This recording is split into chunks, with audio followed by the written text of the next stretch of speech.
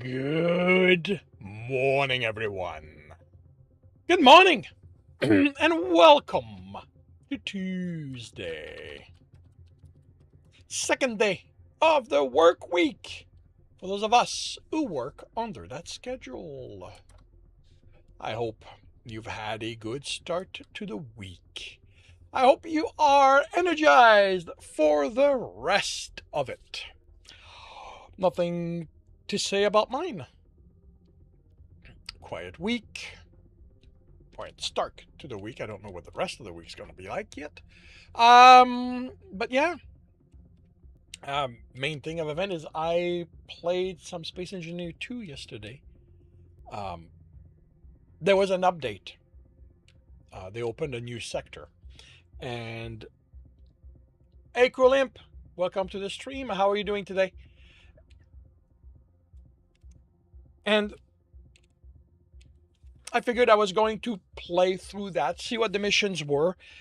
And I I wasn't expecting anything gigantic, but I was expecting this to keep me busy for a while. When they launched the game, there was enough mission and stuff to do for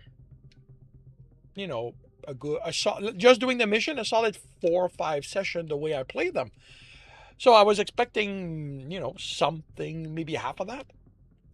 2 missions, and they were done. Basically, an hour and a half is all it took me. 5K word took me all the way through 10 p.m. local time. Cool.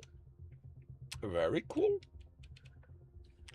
So yeah, that was a bit disappointing. Like I honestly don't know if anything else was released with that update, but the gameplay itself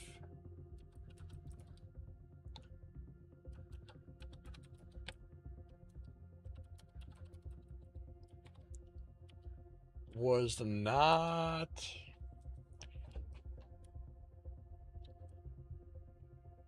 particular. Yeah. So what's the last news on this?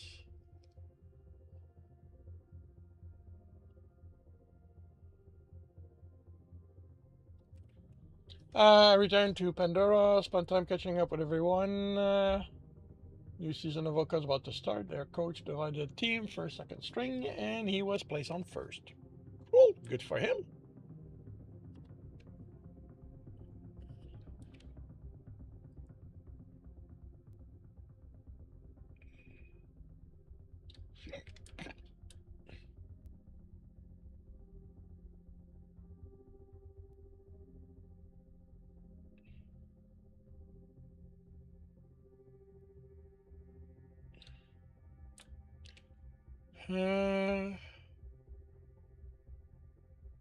It doesn't even say.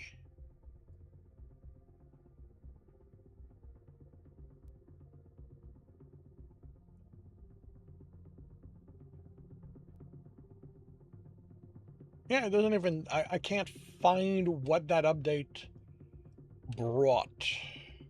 Oh, wait, no, right here. Wow, December. So what did the update bring? 2 contract. Oh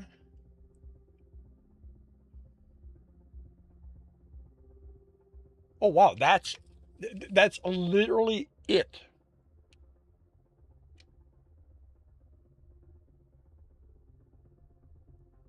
See, I should read these things because honestly, like, I think if I'd seen it was only 2 contract, I would not have bothered with it. But I'll be playing another game for the rest of the week.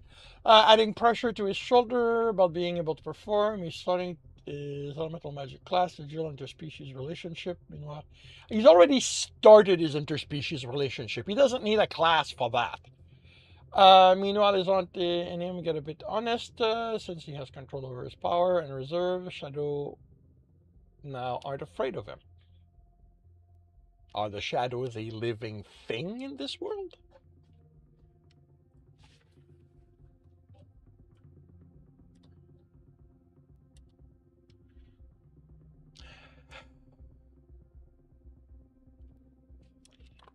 Alrighty.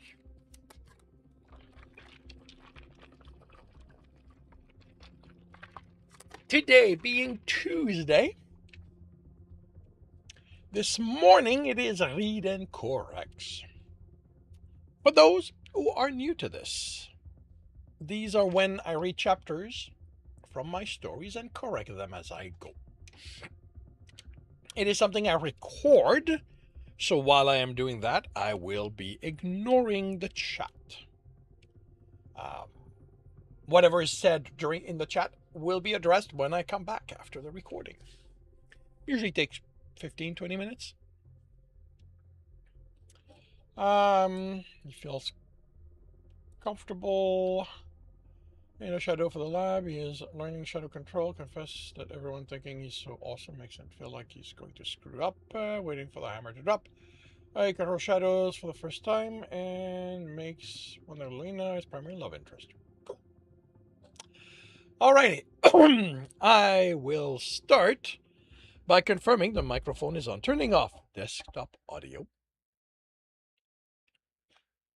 I am confirming I'm on the correct screen. I have the correct image up. I am starting the recording, and I'll see you all on the other side. Welcome back to another Reading and Correcting with me, Kindar, the Tiger Writes, and Ty, the Tiger Supervisor. These are where I read a chapter from one of my stories and correct it as I go. If you want to listen to these live, it's every Tuesday morning, 8 a.m. Eastern Time on Twitch and YouTube. And if you are looking to support me, that is on my Patreon. Today, we are doing Chapter 10 of The Engineer's Family.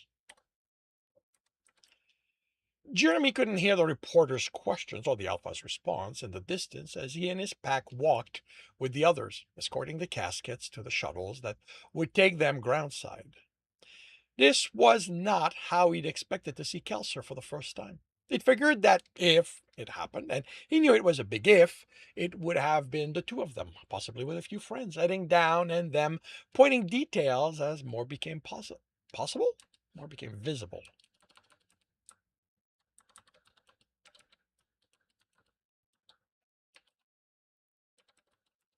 As more became visible.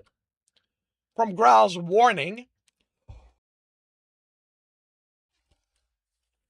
it sounded like it was... okay.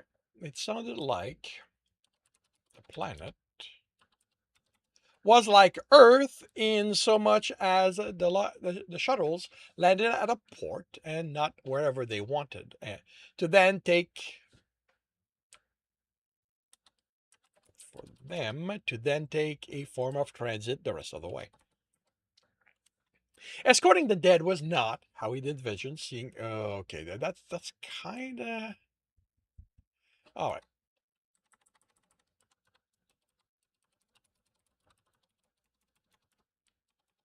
Because this is basically a repeat, so I'm going to remove it. People watched them, their slow walk, giving them time. It was part ceremony and part none of them being able to exert themselves without consequences. With the reporters there for the Alphas, he wondered if those watching had been told to expect them, and if so, why? See what your great hunters had been reduced to? You could imagine the leadership smirking. As with everything Kelsarian, the hallway leading away from the dock was large. Most were Kelsarians. But he saw a few Kersaterons or Ridoshi. He almost missed the Dromian standing next to what had to be an actual tree. The concourse was busy.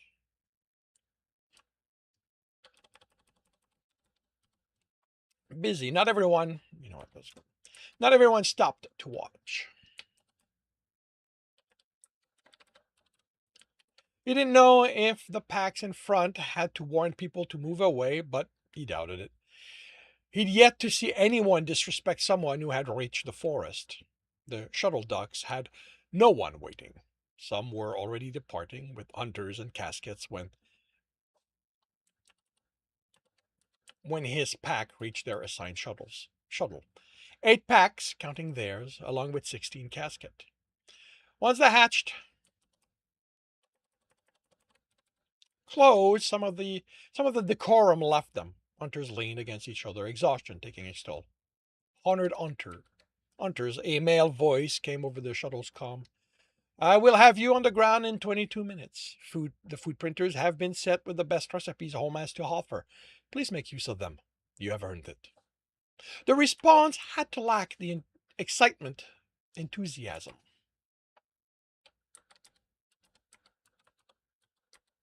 The enthusiasm the pilot expected because of how tired they all were. But after so long on rations, they ate as much as they could and then let the lethargy settle in. Germier settled his head on Jeremy's shoulder and he leaned against the larger male, closing his eyes to give them a rest. He came away. I don't know why awake and awake keep being switched. Awake with a jerk. We landed, Atarikna said, hand still on his shoulder. Germier straightened. The other hunters were standing and pulling the casket out of the restraints. He joined them and they escorted them out. And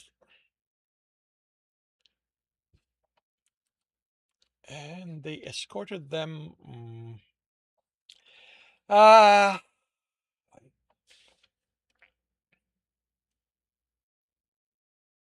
you know what? I'm gonna wait to see if beta readers have problem with what the them is in this case. First impression of Kelser was how bright it was. The sun was high and felt more intense than the light in the reservoir that was supposed to reproduce Kelser's sun. To reproduce it.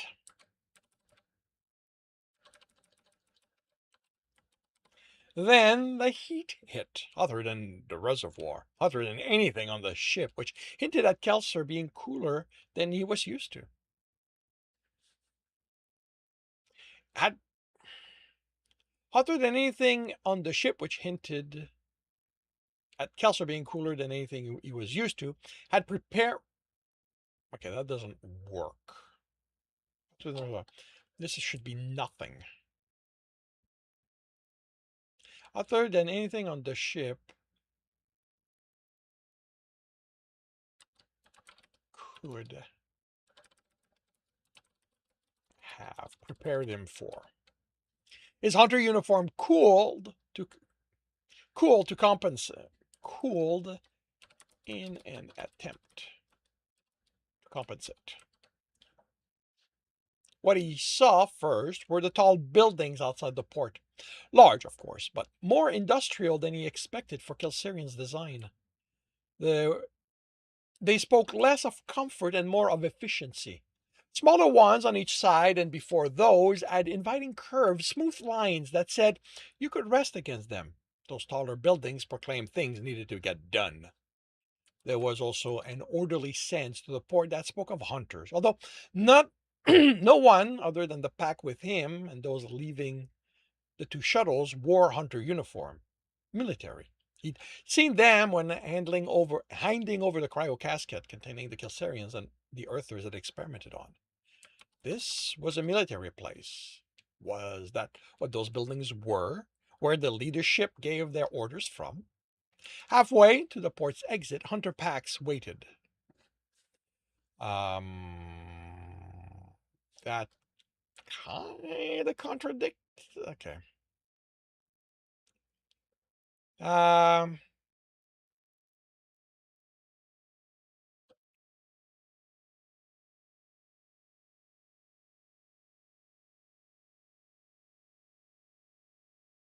Also, okay.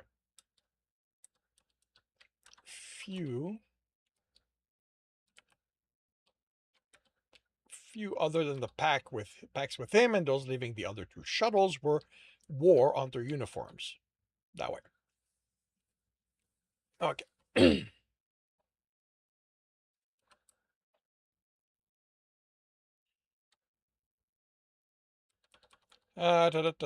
Halfway to the port's exit, Hunter Pax waited with a female at their lead, an alpha. Jeremy was certain of it, not only because she had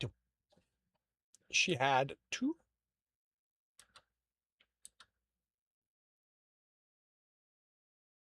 Two packs. Oh,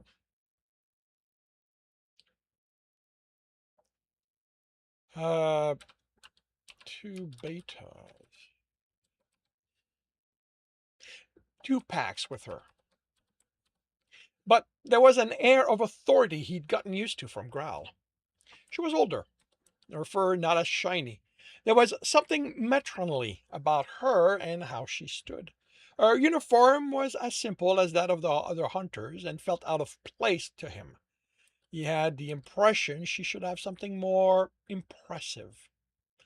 Then he understood why he thought that. She wasn't an alpha. She was the alpha's alpha. He'd only seen images of her before. He'd only seen images of her. Growl playing a recording where she spoke to hunters, more to answer a question he'd had about something hunter related than to show who is Alpha was. I will not welcome you home, she intoned, and Jeremy wondered if she used amplification or could simply project that strongly. For hunters who take to space rarely consider Kelser home. But I will welcome you back, even with the dire circumstances that brought you here. She slowly looked them over. You have been told this, I know. But in case there is doubt lingering in any of your minds, know this. Know this with the certainty brought by me saying it. Come back here.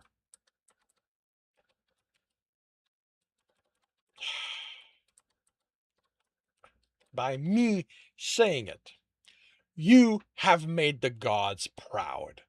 Walk in life, knowing they will wait for you with open arms when you finally reach the forest. That should be capitalized. For what you did. Turek will thank you personally for all of his children you have returned. He will see to it that this time in the that this time in the that your time in the force eclipse every previous time you visited, and on behalf of the families who can't be here to express it themselves, you have my thanks for bringing back their mate, their sons, their daughter, lovers, and Chrysarik. The packs moved around her. You have accomplished your duties to those who have left for the forest, she said. Let us take them to the rest of the way to their families.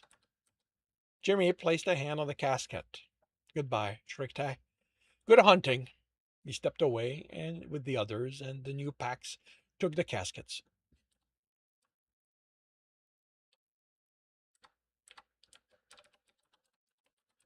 Escorted the casket away. They walked by her and separated to head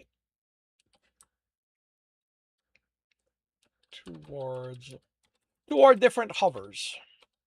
Return to life, hunters, she said, for the day will come, far too soon, when you too will make your way to the forest. We are hunters. We die so others live. The pack dispersed, surprising Jeremy. He'd expected her to recite Growl's usual, not today. Are you going to be okay? Trost asked him as he opened his jacket. Cooling or not, he wanted it off now that he officially no longer needed to be in uniform. Growl will be here once he's done up there. You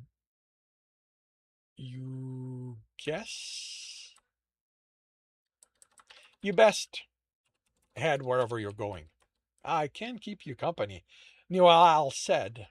Shouldn't you head to see your family? She chuckled. Not every hunter is from Kelser. I'm from Hariyatonare.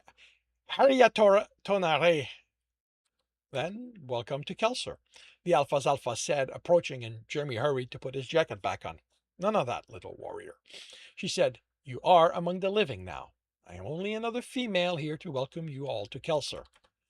He looked at the others for a clue about what he should do. They were at ease. They weren't hunters anymore. Until the hunt called again, they were just people. He tried to think like that. I've been here before. Newell said, this is my third time on Kelser.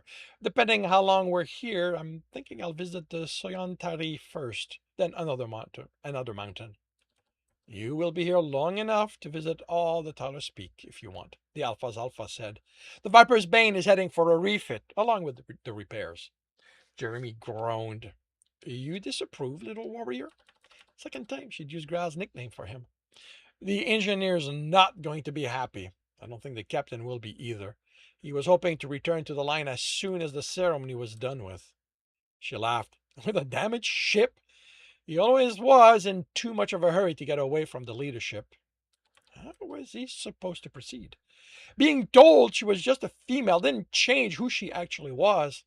Graal always spoke of her with reverence. I don't want to be insubordinate, but how do you know of me? She laughed. You are Gralgaran Selhalhavni's heart. How couldn't I know about you? You have made quite an impact among us. Sorry. Never, she said, expression sobering. Never apologize for love. The gods gave us hearts, as misplaced as they ended up. You know what? That's going to be capital. Where are you? As misplaced as they ended up, so that we would love. It is something to rejoice in, not apologize for. Thank you, he said, hesitating. I don't want to keep you keep you if you have other things to do.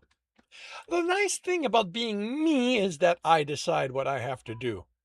Shouldn't that be the gods? He asked. She grinned. Yes, but they leave me be unless something big's about to happen. She canted her head. Nope, not saying anything. Wait, you're a seer? She laughed. Hardly. I'm just an ordinary female, but the gods have people who will tell me what they want. She pulled the earpiece. They're silent. So you have nothing else to do? That's why you're here with me? I didn't say that. I do have something else to do, but it requires me being here, so I can keep you company while you wait. More shuttles? You hadn't paid attention to the orders, but he was confident there had been more leaving after his. Singular, just one. The other hunters headed for different ports. Too many shuttles for everyone to come here and get my personal thank yous. So my shoulder landing here was because of the next one arriving. She nodded, and he turned to watch a shuttle land.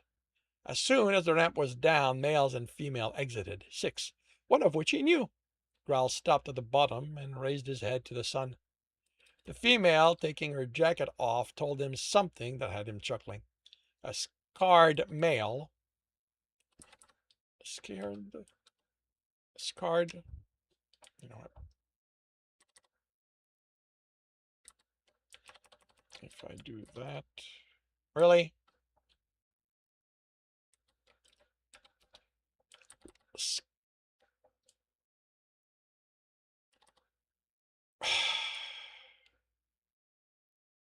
Okay, that is scare.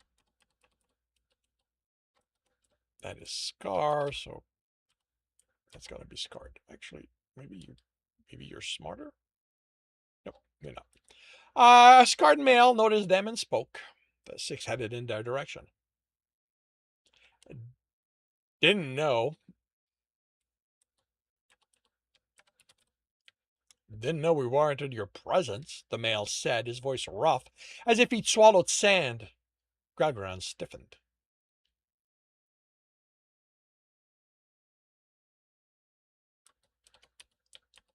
You?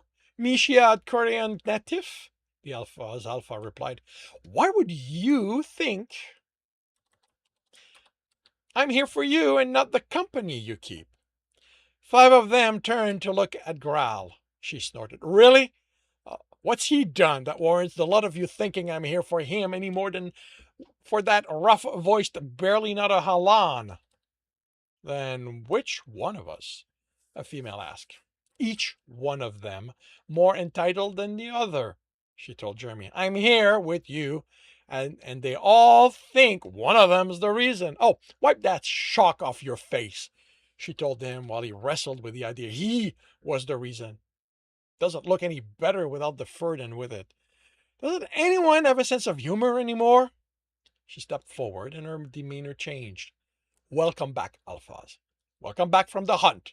Know that those to take Camongartin escorted to the forest do not judge you badly. You looked after your hunters. You saw to it they remained alert, that they would fight to return to life as hard as they could. But it was their time. Know that Alpha Yarashi Tomero Salgarash thanks you for looking after her hunters now that she is in the forest. You honored the god. You make me proud. Welcome back to life, Alphas. We are hunters. We die so others live. Graal was before him. How are you doing? And I'm so quickly forgotten, she said, utterly confused. I have that effect on people, she said. She added. Alpha. Graal said, no, you are back among the living. You will not alpha me anything. We're going that way, a female said, grabbing Mishia Korean Natif's arm and pulling him along. Come on, my mate's waiting on us. Desirimitar Garak Fredolian, the youngest of the Alphas, said, his voice shaking. It's an... Don't start with the honor crap, she eyed Graal. What did you tell him? I have nothing to do with how you inspire us, Alpha. I should send you back to being a hunter for not obeying me. She took the young male by the shoulder. Jarian Fredia Dramani, I am nothing more than a hunter, like you. Older, but certainly not wiser. Treat me as you would him. Bad example, Graal said. The cub's gotten it into his head I'm a hero of ballad. Maybe if you weren't so good about doing what the gods told you, she replied, then focused on the young male. He's also nothing more than a hunter, like you. Don't feel that you don't measure up simply because you are young. You are an alpha. You have faced the line. You have been scarred, but you have continued fighting. You have led as a beta and showed yourself to be good for those hunters under you. You trained and, when called, took on the mantle of an alpha. Never doubt that you deserve it. Is that understood? Yes, Alpha. She sighed. And trust me, if you ever even slide toward no longer deserving it, I will tell you. Now, off you go. You have a life to live. Get to it. Tutemon Kargatin will still be on your scent. Never forget that. Jimmy leaned against his heart. I see why you admire her so much. She rounded on them. You are a bad influence on all of them. I'll try to do better, she snorted. Have they told you about your ship? Have they told me what? Graal demanded. And that's a no. Of course, they'd leave it to me to give you the bad news. What bad news? What are they doing to my ship? Repairing it to start with? To start with? What else? A refit, Jeremy said. What? Why? It's perfectly fine. Unfortunately, the military gets to look over all the ships, and decide that for themselves, and it has been 15 years. I've taken great care of the Bane. I don't need them messing with everything. Oh, Alex is going to be furious. And that is? She asked. The engineer, Jeremy replied. But from what I've heard, last time he nearly killed someone for touching his reactor. Really? Slight exaggeration, Graal said, but he did scream like he wanted to take on Morgartin to take the female, then scream at me like I have any say in what the leadership does when we're here. Why does the military get to say what happens to Graal's ship? The leadership owns the shipyards, she said, and they won't sell us the ships. It's how they retain some control over us. They still have to honor ownerships and inheritance law, but it lets them decide if a ship needs to go back to the yard for work. And the damage the Viper's Bane took definitely has to be looked at. If it makes you feel better, the other ship are also heading to the yards. It doesn't. They don't have to worry about the leadership using the time to find ways to strip me of my ship's ownership. Can they do that? No, she said, not unless Gargaran Salharavnir is found to be completely negligent in his duties as captain, and no alpha of mine will be found so. Doesn't mean they can't make my life difficult. She squeezed his arm. You are a hunter. You have endured worse. If you haven't, I can change that. He smiled. Thank you for your brand of comfort. Always happy to help. But I have to go. I was glad to meet you, little warrior. The reports I read say you make a good beta. Thank you. I was well trained. She smiled. Yes, you were. Before she reached the exit. The exit, people joined her. A pack's worth, although they came from different direction and didn't move the way hunters did.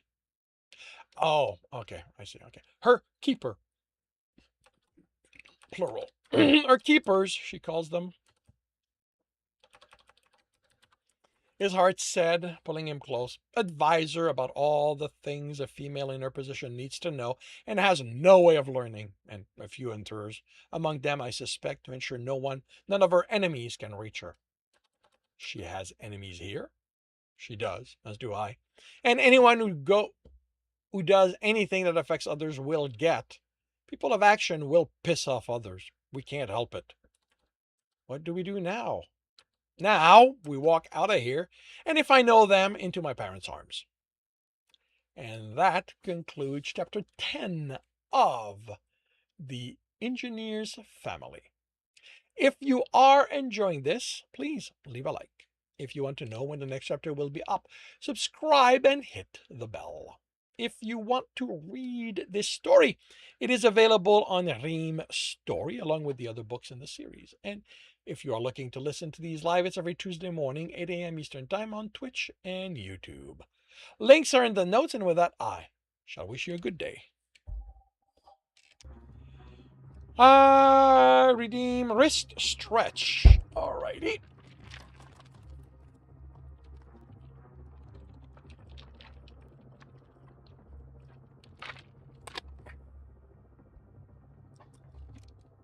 And lateral stretch.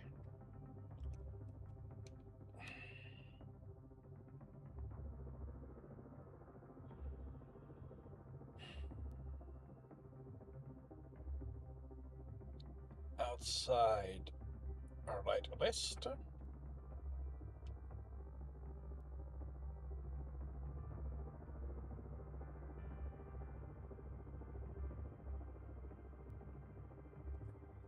Outside left wrist.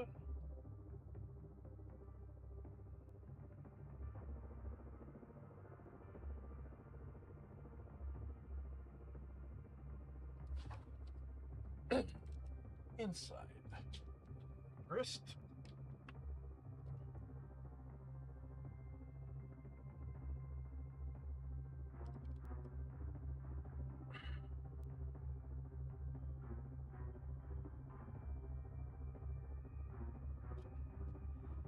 Inside left wrist.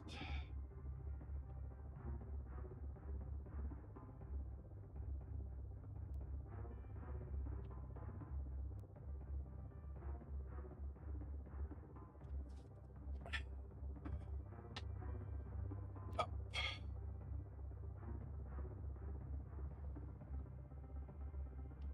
Center. And down.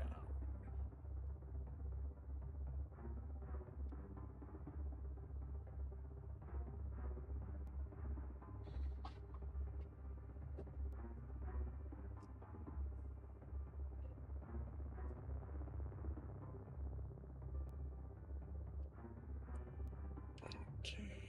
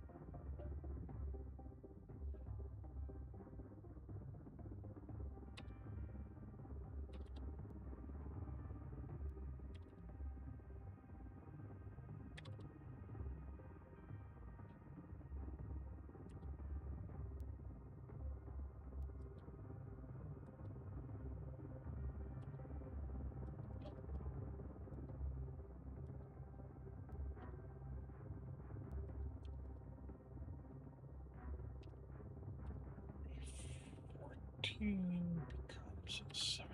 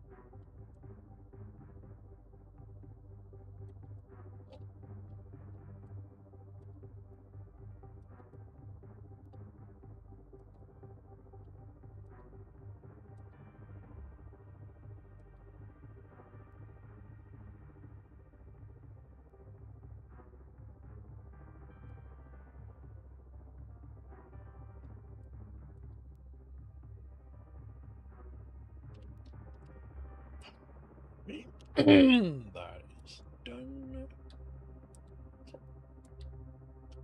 On to the next one.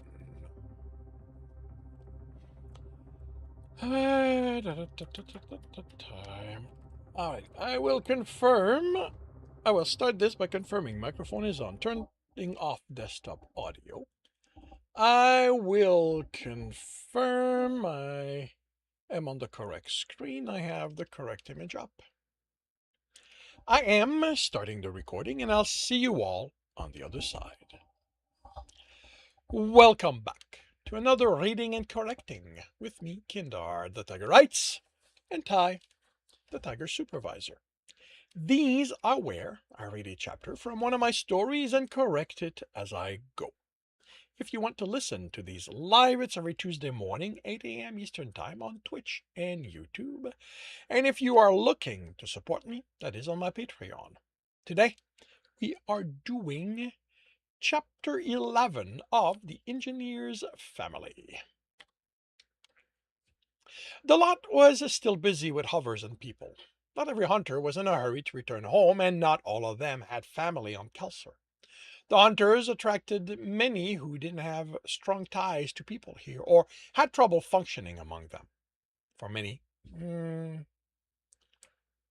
I don't like the too manys here.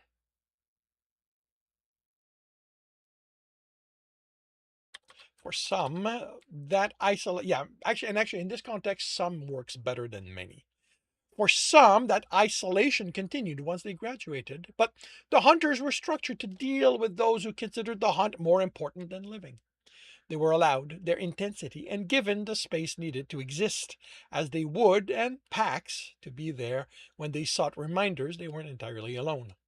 Most found their ways to the forest quickly, but some remained, usually becoming among the fiercest of hunters, if not always the easiest ones to be around. No arms to welcome you, Jer said, chuckling. Growly!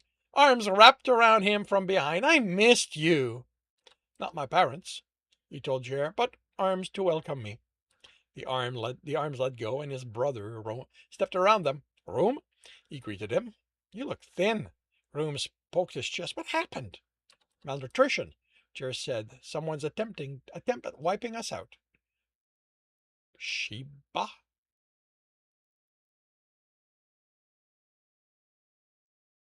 Sheba? Wait, what? Wait. Sheba? Who the hell is Sheba?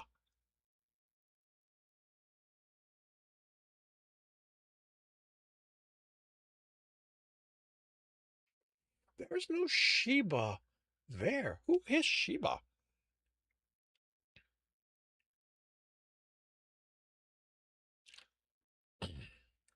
Uh, yeah, this is room.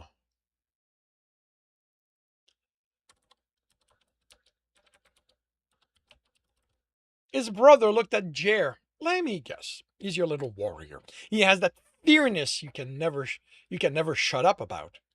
Jer smiled. You talked about me with your family? Talk? Oh, you have no idea. He could not stop about poor little him and his heart who didn't understand they were for each other. Would he ever survive? How could the gods ever do that to him after he devoted his life to the hunts? He exaggerates, Gregoron told Jer. It's something he does. Not about everything, but yeah, he told us about you. His brother straightened. And how may I address you? Jer opened his mouth, then couldn't seem to speak.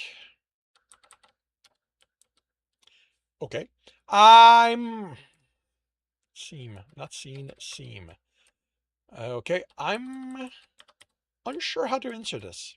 I know how it usually goes, but I'm Graal's heart and mate. That makes us family. Among Earthers, it would mean there's a level of familiarity there, and nothing I've read about your culture covers if family changes this interaction. That is, a female said, because there is no change. Gregran smiled. Mother. He hugged her tightly, then his father. You know, neither of you had to come. I would have brought Jared to introduce him. Yes, his father said, I'm certain you would have, considering you can't leave. But we didn't know that when we set out. His mother stood before his heart. Family is nothing more than a structure that indicates connections and dependability. The shortening of name is not part of being considered family. Therefore, you may address me as Particular Granarive Sal Delgado until you feel we are familiar enough we can shorten each other's name. I'm hoping that won't be long. You may address me as Jeremy Bradshaw. And I, his brother said, as Romalger Gravnil Amir. And I, his father said, as Marser Farak Turu Arshemitiria. Shouldn't there be a cell in your name? Jer asked his father, then his brother, and why aren't you named after a god? With Graal named after two, I expected everyone in his family to be named after them. Why do you think I should have the denominator? Mars asked. Turu? Aren't you named after Turuk Samian? Oh, no, his father smiled. That is from the Turukesh, a crustacean from the ocean where my ancestors are from. They named you after sea life? His mother rubbed muzzle with his father. It's tradition in Mars family to let one of the parents name the children. My Chrysarik is who named Dral, Marcel. She pushed my mother aside, whom I'd asked to name him, and declared him to be chosen by the gods of the hunt and justice. My mother had no objection, and Tramin qualified as a parent, being my Chrysarik. Do you know why she gave him those names? Jer asked. She claims Centarina told her. She'd always said that the god whispered to her, but none of the seers ever visited, so we didn't take her too seriously. My father named Rue. His mother said he had no idea what to do with the honor, so he looked at how much he fussed in my arms and declared him a wild beast. When I asked for something more like a name than a descriptive, his father added, he said to call him a Rumager Ratilam. So, Rumager. And the other names? My father's father twice removed room, then my mother's mother, same removed. He looked at Gralgiron. Further names have to carry more meaning than those that come before. Thur had a name after the gods, Jer pointed out. That will tell you something of how his family regards the gods. His mother said, we had nothing that could have more meaning than those names. So if Gralgaran was the only name she gave you, you'd have a shorter name? A name would have been placed before it, his father said. Sel attaches a head or after, and I wouldn't saddle a child of mine with that short of a name, even a god's. What I read didn't cover any of that. You have an interest in our culture? His mother asked, beaming. I'm living in it. I don't want to make the basic mistakes some information will cover. Can I hug you? Of course. They hugged. I have as many texts as you want to read, she said. Mom's an anthropologist, Room said, spreading his arm. Can I? Of course. You don't have to. The hug crushed the breath out of him. That is why you can't hang onto anyone, their father said after Room released his heart. You crush anything they might feel for you out. Mm. His hug was gentler, then he rubbed his muzzle against Jer's cheek, causing him to blush. Isn't that something you do for someone you have intimate feeling for? His father smiled. Or hope to have those feelings for. But we can't. He looked at Graal, who chuckled as Earther mindset collided with Kelsarian's. How you end up feeling about my father or my brother, he added, noticing the look Room gave his heart, is between you and them. You are my heart, my love, my mate. That you choose to spend time in their bed won't change any more than when you spend time in your friend's bed. I'm going to need to sit down. Growl, Giran was next to him. Is this taking too much out of you? I thought the doctor said you were fine for this kind of exertion. Jer laughed. This is shock, not exhaustion, although we probably should sit down before it catches up to us. The hover's close, his mother said. You can rest while we fly home. You can rest against me, Room said. I'm very comfortable. That hug contradicts you, Jer replied, and I'm going to lean against my heart. The hover was large enough he, Jer, and Room had space in the back, their parents sitting in front. Jer leaned against him, and Room sprawled over Jer. Do you object? His brother asked, smiling, and ears canted plaintively. Jer rolled his eyes. No, I don't. At least this way you aren't going to crush me. He placed an arm over Room's chest and kneaded through the fur. Can I ask something about your creseric, Marsefarak Turu Arche Mitiria? Go ahead. You said that because no seer visited, you didn't take her claim seriously. Does everyone who hears Sintarina get visited by a seer? His father looked to his mate.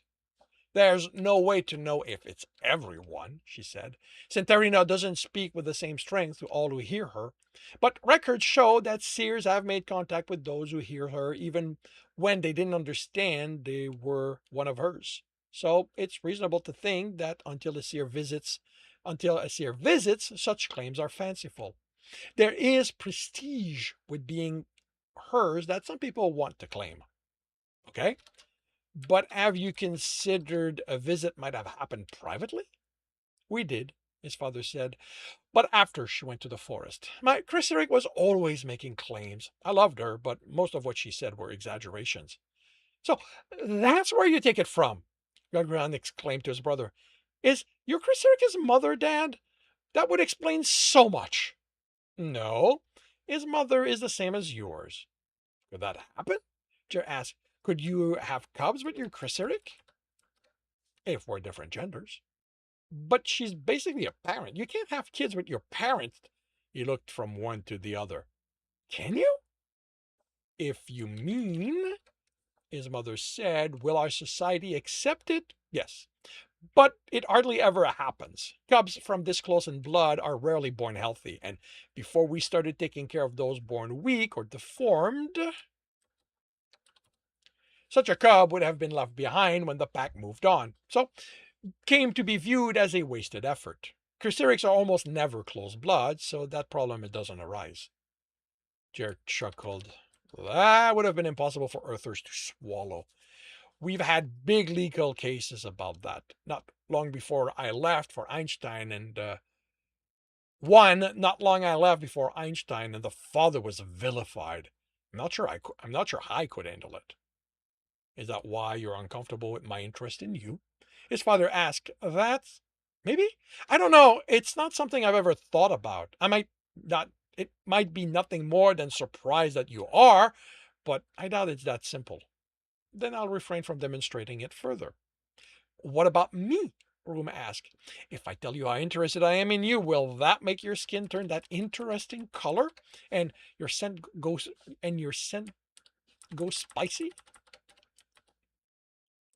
You're just trying to make me blush, Jer stated. It won't work.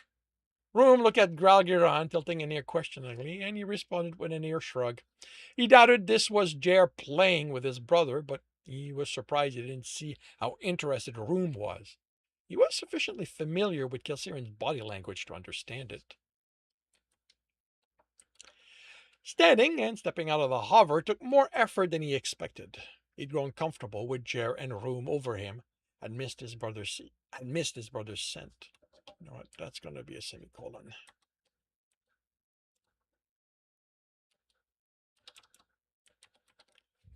That's your house? Jer exclaimed. How many live here? Garn looked at his parents' home and tried to see what surprised him about it. 6 at the moment, his father said. 8 if you're staying. But the house. Okay.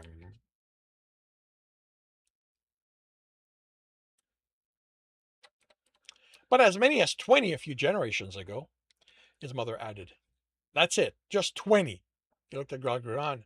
You saw my parents' house. We could easily fit 12 people, and it's a fraction of the size of this. I told you my parents' home was larger than yours. Jer laughed. This isn't larger, this is enormous. Even for how you love having space. It has felt empty since Yaran left with Chom and Tran, his father said, but I enjoy it. Gives me lots of space to hunt. Oh, shush, his mother said, grinning. You've never chased me, Jer said. I chased you for months, he replied. I'm going to say Gralgaran here, otherwise it could be the father. Galgaran replied, pined after you, his brother said. Couldn't stop lamenting you weren't in his bed. Oh, Galgaran rubbed his muzzle against Jer's cheek. I'm teasing. You're exaggerating again. The bane doesn't lend itself to amorous hunt. But now that you are home, you two can enjoy them, his mother said, causing Jer to blush. His mother sniffed the air and licked his lips. The door opened before they reached it. Galgaron! A tall female exclaimed. Welcome back. She hugged and lifted him. The reports are right, she said, putting him down. You are thin. What are you doing here, Tamar? He asked. Shouldn't you be deployed? Faint family law. You think I'd miss this? He narrowed his eyes at his brother. Don't look at me. I told them you'd have no interest in that kind of party. He turned the suspicions on his parents, but Jer asked nervously, what kind of party? Just a family gathering, his father said, cutting off his brother. Yeah, after what I learned in the hover, that isn't comforting me. Room rubbed his hands. Well, you see, it's just family coming to celebrate Growl's return home. How much of the family? Growl asked, as this will be Growl Garan, because, this His point of view, Gagran asked, as Jer looked at him questioningly, while Rome looked hurt. Their mother had kept him from his fun. As many as possible. So that's what Jer said. 20? That's how many you said you had. That's how many you said you had, right? No. I can name 28 of my relatives. With 9 months of warning, anyone within our territory will have made it. There will be hundreds of people here. So many people you haven't seen in years, Room said. I'll introduce you. They're going to love you. I think I'm going to need to lie down. Just the idea of so many people is exhausting me. I think we'll both go rest, Grungrant said, if you'll excuse us. Jer looked around as he led him to the stairs and up to one floor where the guest rooms were located. 6 already had blue on the lock, showing they'd been claimed. He took the next one, tapped the claim button as he closed the door. I'm sorry for Room, and my father will respect your word. He wouldn't. It's okay, Growl, Jer said. I mean, I'm a bit freaked that your father finds me sexually interesting, but I can deal with your brother's game. Jer, they aren't games. He's forward to the point of scaring lovers off, but he is as interested in you as my father, and he is not as likely to take anything but a firm no. Seriously, so unless you want him to keep hitting on you, be firm in telling him to stop. The child was nervous. What is it about me that interests them so much? Ragran stepped to his heart, undoing the under armor. You are a wonderful exotic male. He pulled it off him and breathed in his scent. He caressed down the chest and stomach to under the pants. You smell of new experience, of everything out there they only hear about and never experience. He pushed them down and cupped the balls and cock. You excite them like they didn't know they could still be. Jarek moaned. So you're saying that once they've had me in their bed, they'll lose interest? Gregran leaned in and licked his cheek. No. Once they get to know you, they will love you so much more. He kissed his heart and took him to bed. And that concludes chapter 11. Actually, took him in bed. I thought I changed that. Took him in bed. That concludes chapter 11 of the engineer's life. Sorry, engineer's family. If you're enjoying this, please leave a like. If you want to know when the next chapter will be up, subscribe and hit the bell. If you want to read this story, it's available on Ream Story, as well as the other books in the series. If you want to listen to these live, it's every Tuesday morning, 8 a.m. Eastern Time on Twitch and YouTube. Links are in the notes, and with that, I shall wish you a good day. Hey, Angel, welcome to the stream. And new characters, all of them. There's a lot of new characters. It's just I think what happened is that I think Shiba. I think I lost track of the name of Gragran's brother. And when we did the outline, I probably just put Shiba, thinking that was it. And when I came on it, I started changing it, and I must have forgotten to change that one. Because I have the list. Because with Gragran's family, I'm careful to add the members as I create them. And there's no one with anything in their name that could be shortened to Shiba. And I was confident that it was only his parents and one brother there. So yeah. So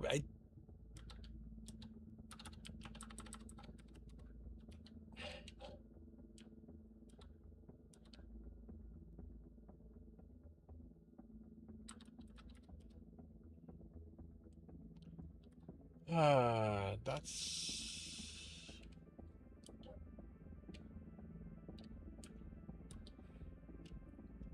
8. So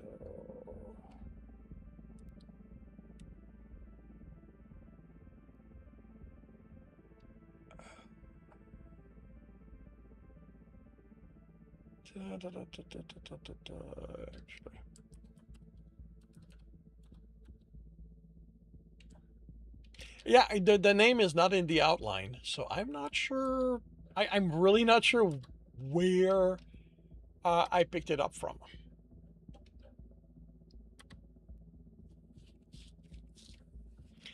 Uh, da, da, da, da, da, da, da, da.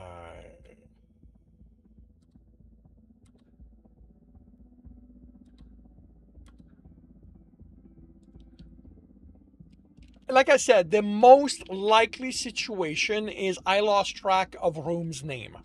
So I put that in and probably had it a couple of times and then went, right, wait a minute, I know where I can find it, found the name, and said about fixing it and missed that one. That's the most likely situation.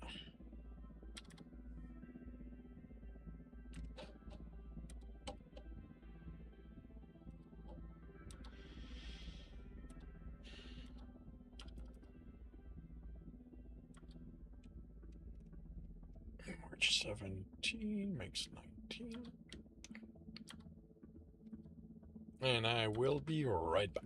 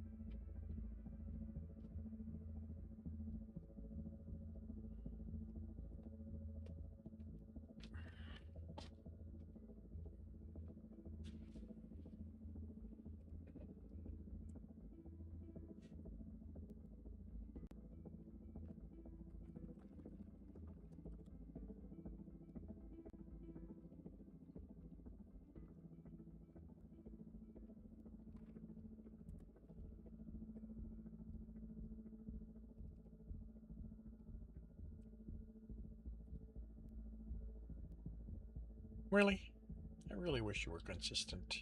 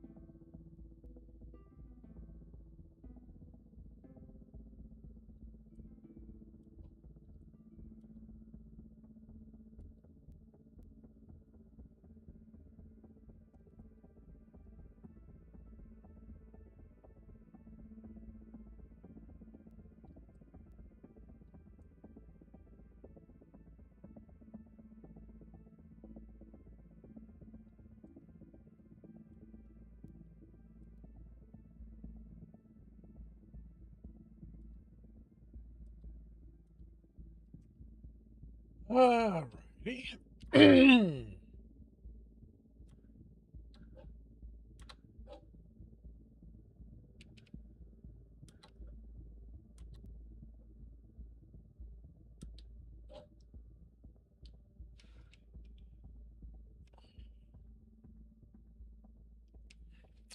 Alrighty.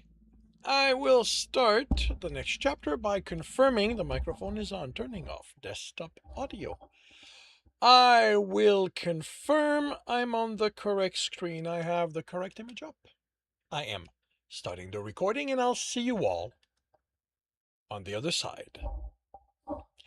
Welcome back to another reading and correcting with me, Kindar, the Tiger Writes, and Ty, the Tiger Supervisor.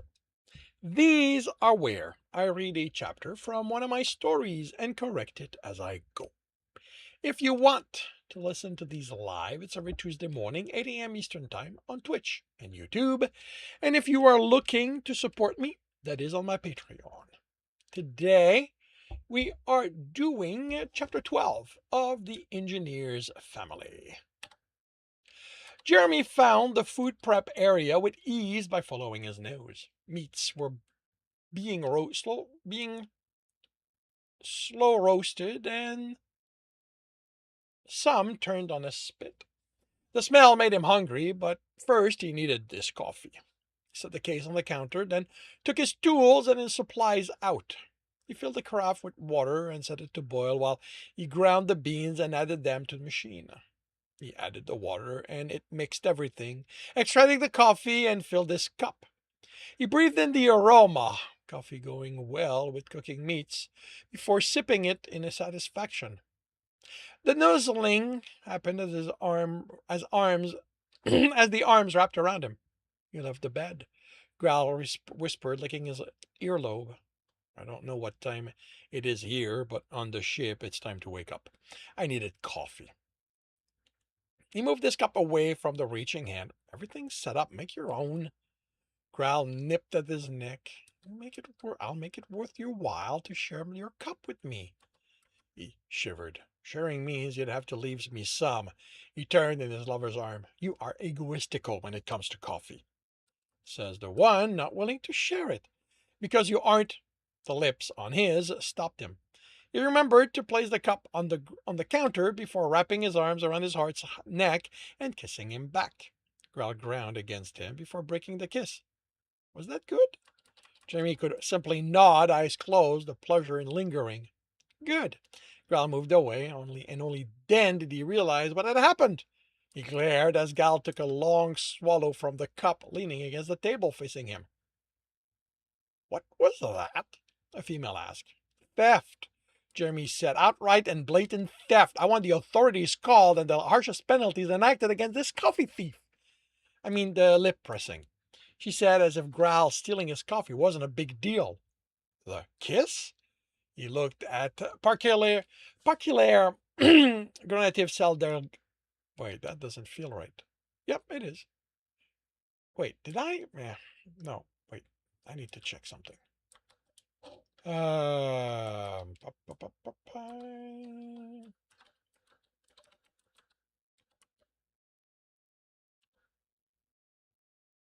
Parcular.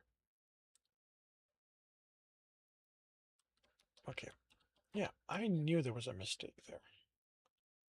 That's correct. The mistake is here. Because that's supposed to be two names. Parcular Granative Cell Delgaro, who studied his mouth. The attentiveness made the theft feel not as important.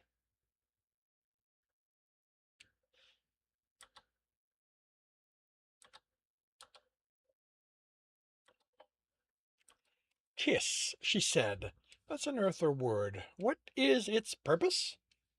"They don't have muzzles to rub together," Growl offered. "Ah, may I try?" "No."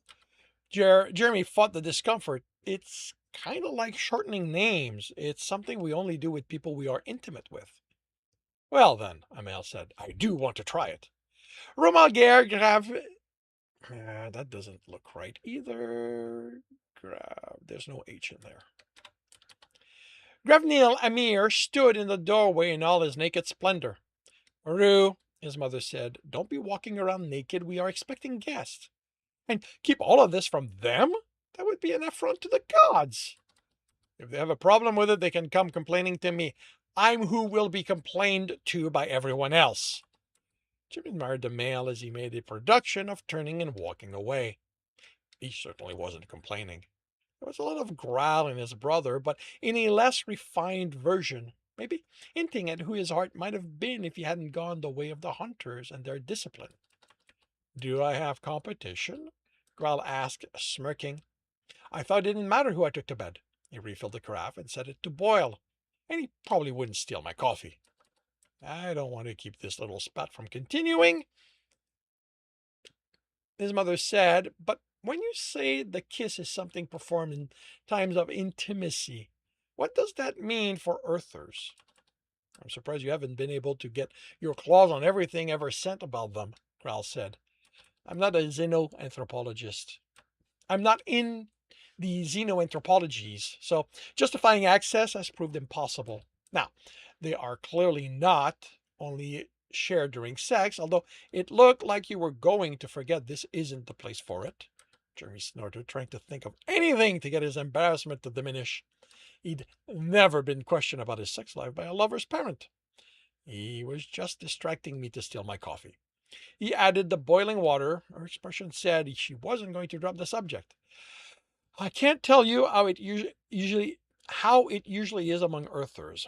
As I hope Growl told you before, my situation wasn't typical. I've never been fully intimate before him. There were a few attempts with women while I studied and worked on Einstein, but it never felt comfortable enough to go past attempting to kiss. He gave Growl a mock glare as he took the cup from the machine. I've seen my parents kiss in non-sexual situation, but there's a level of kissing that is rarely used unless sex is in the plan. And that is? You should give her access to your collection, Jimmy said. I'm sure one of those romance will give details. The Earther movies I talked about when I was trying to understand how Earther relationship went. She eyed him, ears folded and mocking. Those ballads that led you to treat him like a broken person and nearly destroyed your relationship? She looked at Jeremy. I'll take the information from someone with actual experience. Growl has experience, he said, focusing on his coffee. But he hasn't grown up in the environment where it's commonplace. That kind of kissing isn't commonplace. Nonetheless, you are the expert. Room takes it from her, Growl said when Jeremy looked at him for help. Unless you give her a firm no.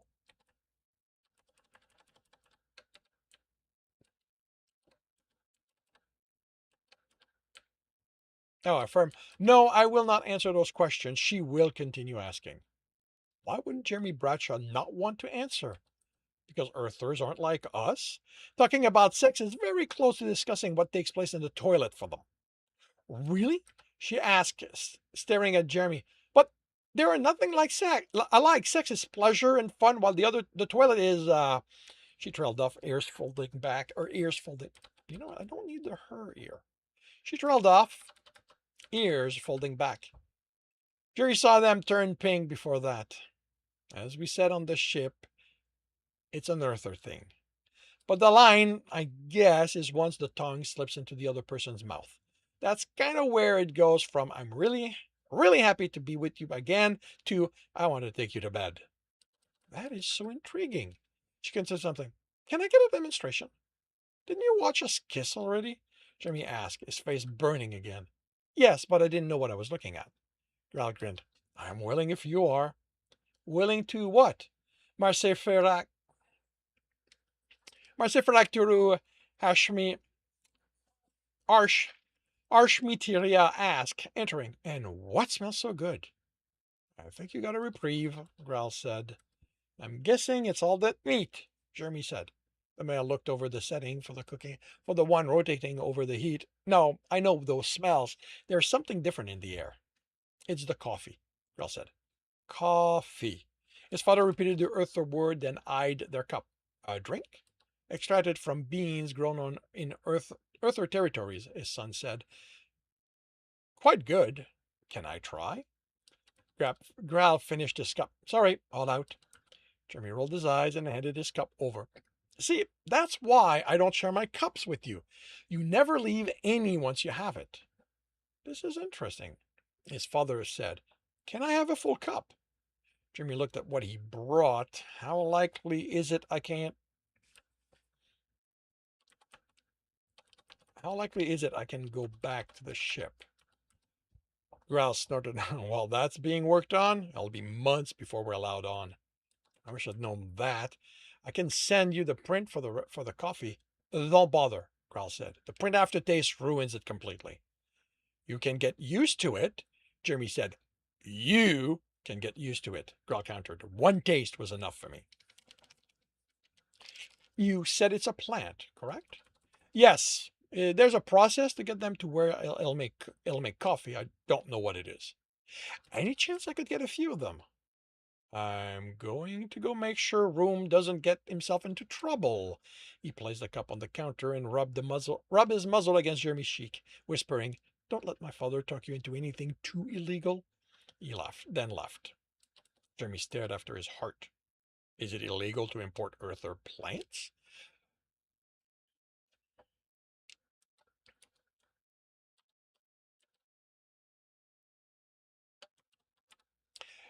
Parcular Granative Saldelgaro asked. He realized what Gralad meant. There's currently a trade block on earther goods, and getting a plant would require someone to make it where they're grown. I doubt that would be easy. That's too bad. I would love to see if I can get them to grow here and, of course, be able to taste it again. Jimmy looked at his cup and offered it to the male. You can finish it. I'll ask my supplier what he can do, but it won't be quick. There's already an illicit trade in the beans because of the earthers, that's plural, who sought asylum among the Federation. The plants are going to be more complicated. Zen had implied he had contacts within Earther territory, but smuggling something living couldn't be as simple. I didn't realize you were a botanist. Oh, only as a hobby. I'm a forester. I'm responsible for the forest adjoining our property. It's mainly about managing the herds living there and arranging for scheduling those hunting during the culling season. But with all the vegetation there and its impact on the herd, I took an interest and set up a greenhouse to experiment with crossbreeding and optimal ways to grow the plants in this region. He smiled. I can show you some of them if you are interested.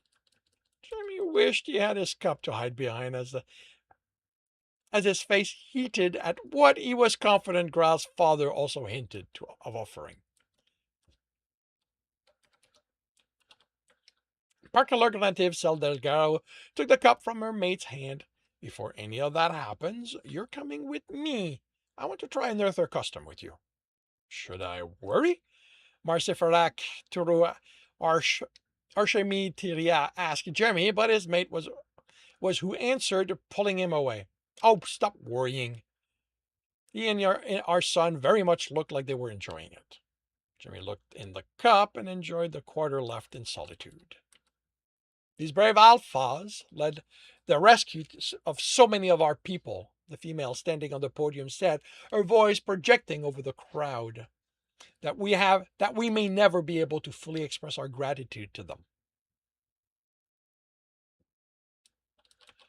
From what Graal had explained, this amphitheater hadn't been the plan for the ceremony thanking them. The leadership had arranged for something more modest, with important representative and to have it broadcast for all to watch. And their dedication to return them home, to sacrifice so that those taken would be able to tell their stories.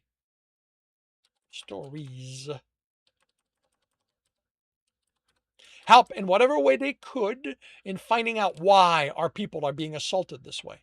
Will be remembered for generations to come. But the reporters had created an uproar among the population by showing the state of the alphas and the hunters on their arrival. Jeremy had seen a handful of interviews with civilians recounting the hardship of the return. The details varied, but the tone remained the same. Those hunters looked after us in the ways the gods demanded. People had demanded to be present to show their support. Grell had been amused and annoyed when he told them the idea for the reporter had been another alphas, that she wouldn't let the leadership cover the scent of what they'd put them through. Approach, alphas, their alpha said. Approach and know without a doubt that you have honored the gods. Our presence had been another change. The leadership had intended to downplay the hunter aspect of as much as they could, But people clamored for the hunters now. The crowd cheered.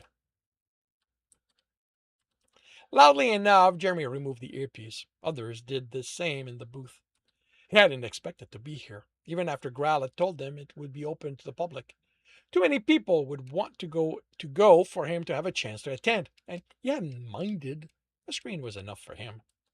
But not for anyone else in Graal's family, it had turned out. And they were sufficiently well situated within the society, they were able to get a booth fitting everyone with them. Fitting everyone. Oh, okay. Fitting those who'd arrive by then.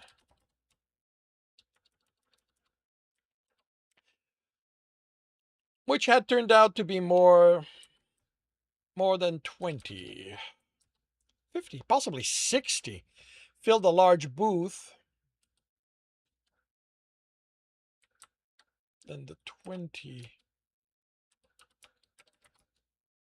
side initially expected. 50, possibly 60 filled a large booth, most with visors on which they could see any of the angle broadcasted. It wasn't enough to crowd them, but a few had opted to share seats. Romalgair Gravnil Amir had offered, but Jeremy didn't trust him yet. Males and females stepped up to the 6 alphas to thank them, reciting speeches that, in a few cases, came across more as attempting to make themselves seem more important to what had taken place. The ceremony ended with the unveiling of a wall which listed all the hunters who had gone to the forest during the hunt to stop the attack. It would be moved.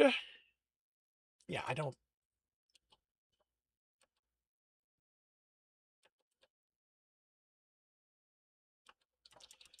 To the leadership building after the ceremony so everyone could pay their respect. Jeremy thought it should be at the hunters' quarter, but he expected better people than him had handled those negotiations. The ceremony ended, and he stood with the others, stretching. How long until Grad can get away? Knowing those people, Romalgair Gravenil, Amir said, it's going to be a while. I doubt he's getting out of it without politicking being done to him. He draped himself over Jeremy. Don't worry. We will hear all about it when he finally escapes. Until then, Marseferak Turu Harshmitiria said, there's a restaurant not far from here. I'm messaging him to join us there. Let's go eat. And that concludes chapter 12 of The Engineer's Family. If you are enjoying this, please leave a like.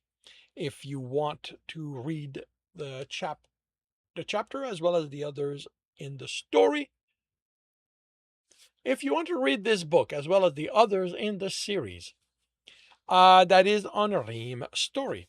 If you are looking to listen to these live, it's every Tuesday morning, 8 a.m. Eastern Time on Twitch and YouTube. Links are in the notes, and with that, I shall wish you a good day.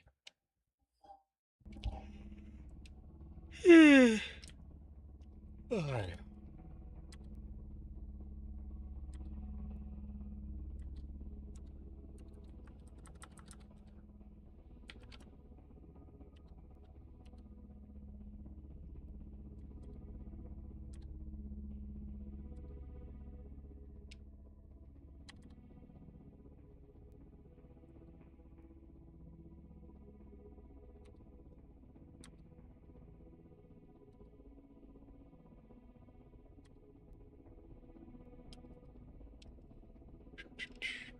Makes 21.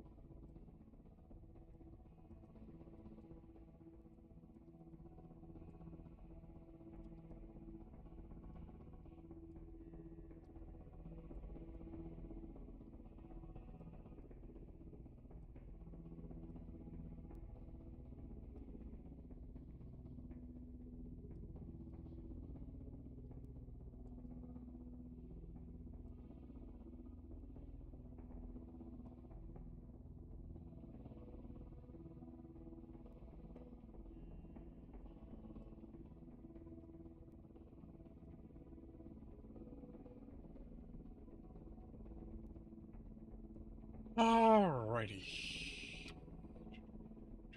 That is done.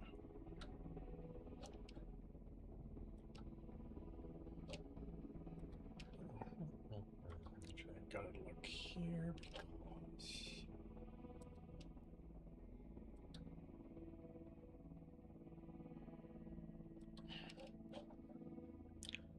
that is only chapter 1. Okay, so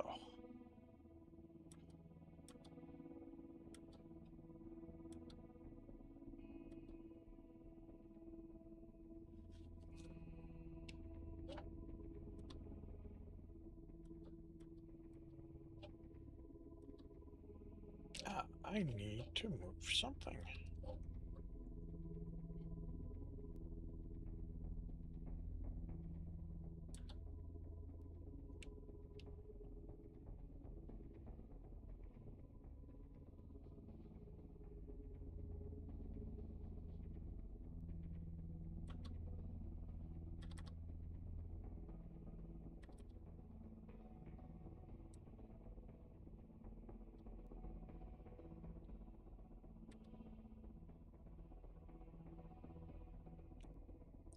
No, that's not what.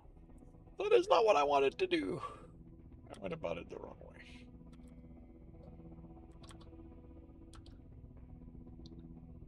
Copy.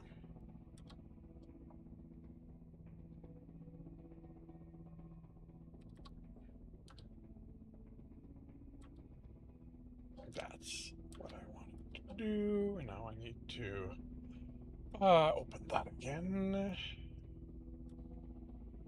Because it.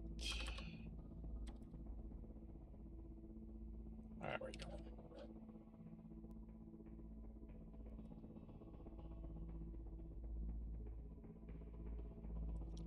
I will be right back.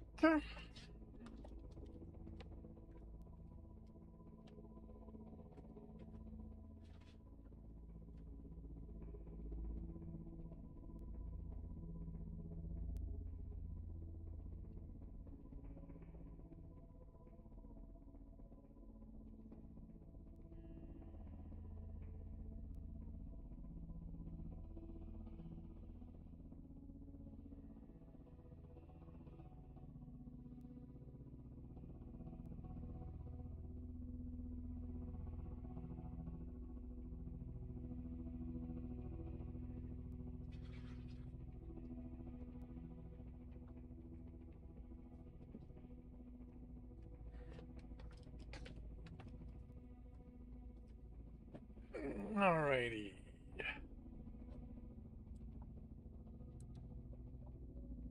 Alright, I will start another chapter by confirming the microphone is on, turning off desktop audio. I will confirm I'm on the correct screen. I have the correct image up.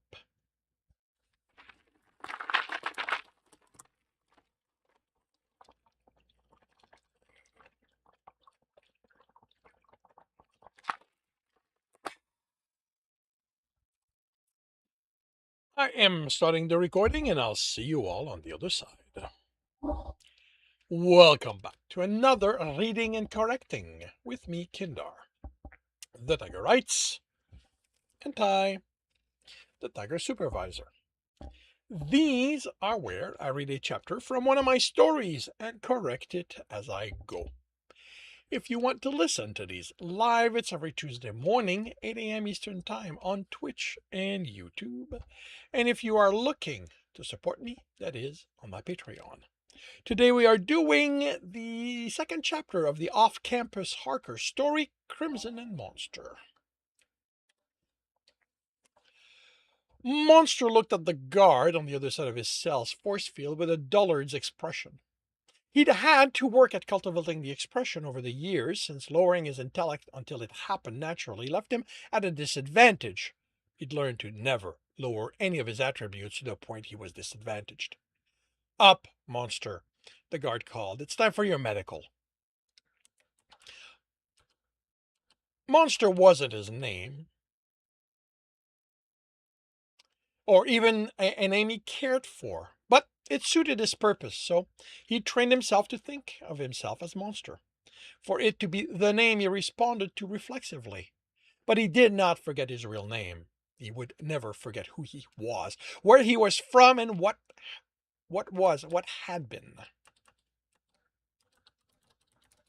What had been taken from him. He stood, his shoulders slouched, without having to put thought into the posture. Everything about him said he didn't think the way they treated him was fair. He'd apologized for hurting the man. He hadn't meant to hurt him. He'd said through his sobbing, but the explosion had scared him. And then they fired on him and his friends. And no one stopped when he begged them to, when he told them to. He just wanted it to be all over. The bullet hadn't actually hurt him. The nets didn't hold him. It was the goop that had forced him to let himself be captured. It had quickly hardened past what was safe for him to break out of. He'd lowered all the attributes that were safe. He'd continue, and to continue would force him to lower those that would make him the danger to everyone they were afraid he was. Fortunately, how strong he had been by then hadn't shown. So he'd played at the innocent and confused child the entire time they processed him. He cried. He asked about his friends. When would they come back? Why wouldn't they let him see them? He'd even thrown a tantrum that could have let him escape if he'd been willing to reveal the extent of his strength. But the facade had always been what helped him, and he wasn't willing to sacrifice it. He didn't get a trial. New York City wasn't a place where parahumans got fair treatment, and the battle against the city's anti-parahuman force had shown the danger he represented. Two deaths he'd caused had been enough to mark him as dangerous, so that even if the city wasn't dead set on seeing all parahumans dead, there would have been no avoiding Lancaster for him. Only one of them had been accidental. He'd only intended to scatter the police officers, but he couldn't account for irrational behavior, such as running toward where the car would impact. The other, the death of his crew's leader, hadn't been the accident it looked like. He couldn't risk the men revealing, either on purpose or not, where the idea of attacking the Atheon processing center had come from. He'd whispered it in the afterglow, so Monster doubted he'd even realized it, but Monster didn't take needless chances. Another explosion, a startled reaction, and the armored van had been in the air, a perfect accidental arc to crush the distracted crew leader when it landed on him. He cried again as they took him away. He'd asked where they were taking him, if his friends would be waiting for him there. He cried again, but he didn't throw a tantrum. Children were especially susceptible to learning through the application of pain. He'd been in Lancaster for the last 3 years. He'd endured the tests and the checkups and the outings they took him on. They never bothered explaining to Monster why they took him to those places, why they wanted him to hurt those bad people. They simply lied to him or threatened him when the childlike man pretended to be was too scared of those he had to fight. 3 years of watching and planning, of learning how Lancaster worked so he had enough information to think of a way to escape when he raised his intellect. Unfortunately, no matter how high he raised it, what he sacrificed to be able to think of a way out, he always ended up with the same conclusion. He couldn't do it alone. He needed someone with access to the codes that would unlock the way. Monster could rip the doors out without changing his default attributes, but alarms would sound with the first one. By the time he made it halfway to the gate, the whole of Lancaster would be mobilized to stop him, and raising the needed attributes to get through them would do more than reveal what he could do. He'd have to become the monster, they called him. He'd have to sacrifice everyone, each of the mental safeguard he had in place. He'd have to sacrifice his control completely for a chance, a possibility he'd escape. But no matter how he thought it through, he could never make it a certainty. He followed the guard through the corridor, sullen but obedient. He hated this place. His body language said that much. He wanted to go home, but they'd beaten the hope out of him.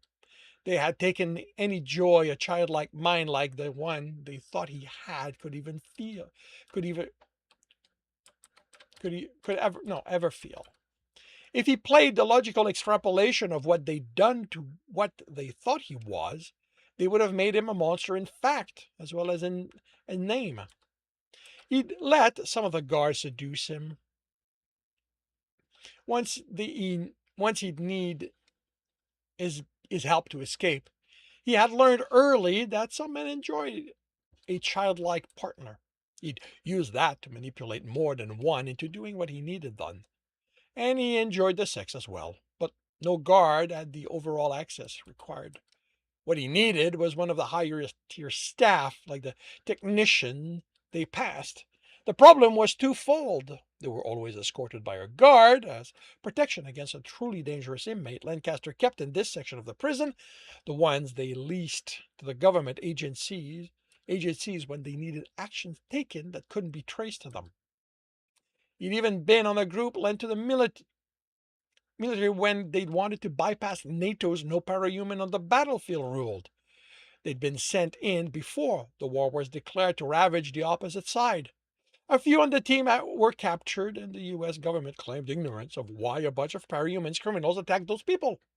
He hadn't let himself be captured. If he'd been on US soil, he would have used the opportunity to escape, but a foreign country would be as much of a prison as Lancaster was, with less safeguard as a non-citizen's there.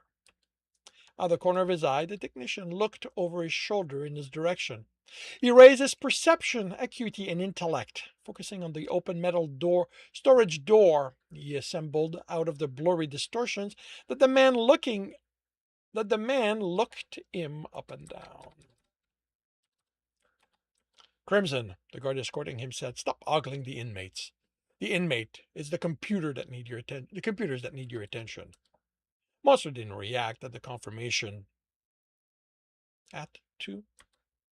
To the confirmation, the attention was on him. A part was to avoid revealing he'd noticed, another because of the second problem he faced in manipulating a technician. He'd yet to come across one who thought sex. Okay.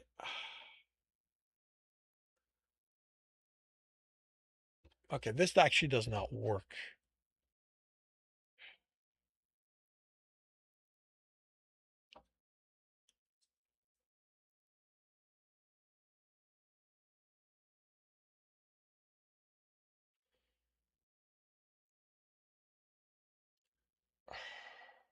And it doesn't work because of a conversation. Because it doesn't work because of how Alex behaves. Because Alex basically, once he realizes that Monster, from his point of view, is a child in a man's body, he puts the brakes on any of his own thought about having sex with him, because that's his initial thought. He was going to use sex to manipulate Monster and and use him. But once he realized that Monster is a child, all that goes away. And it can't have the effect on Monster that needs to happen if this is the norm.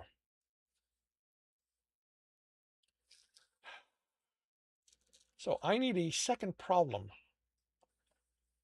that makes sense in this context. One is if their guard.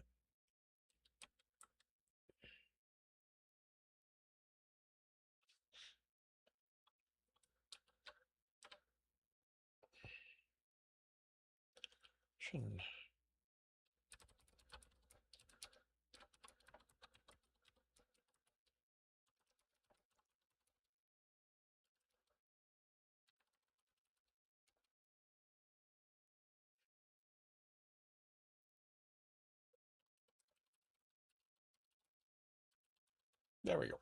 And that fits the situation. May not be perfect. So they were too scared of who he was to consider initiating sex.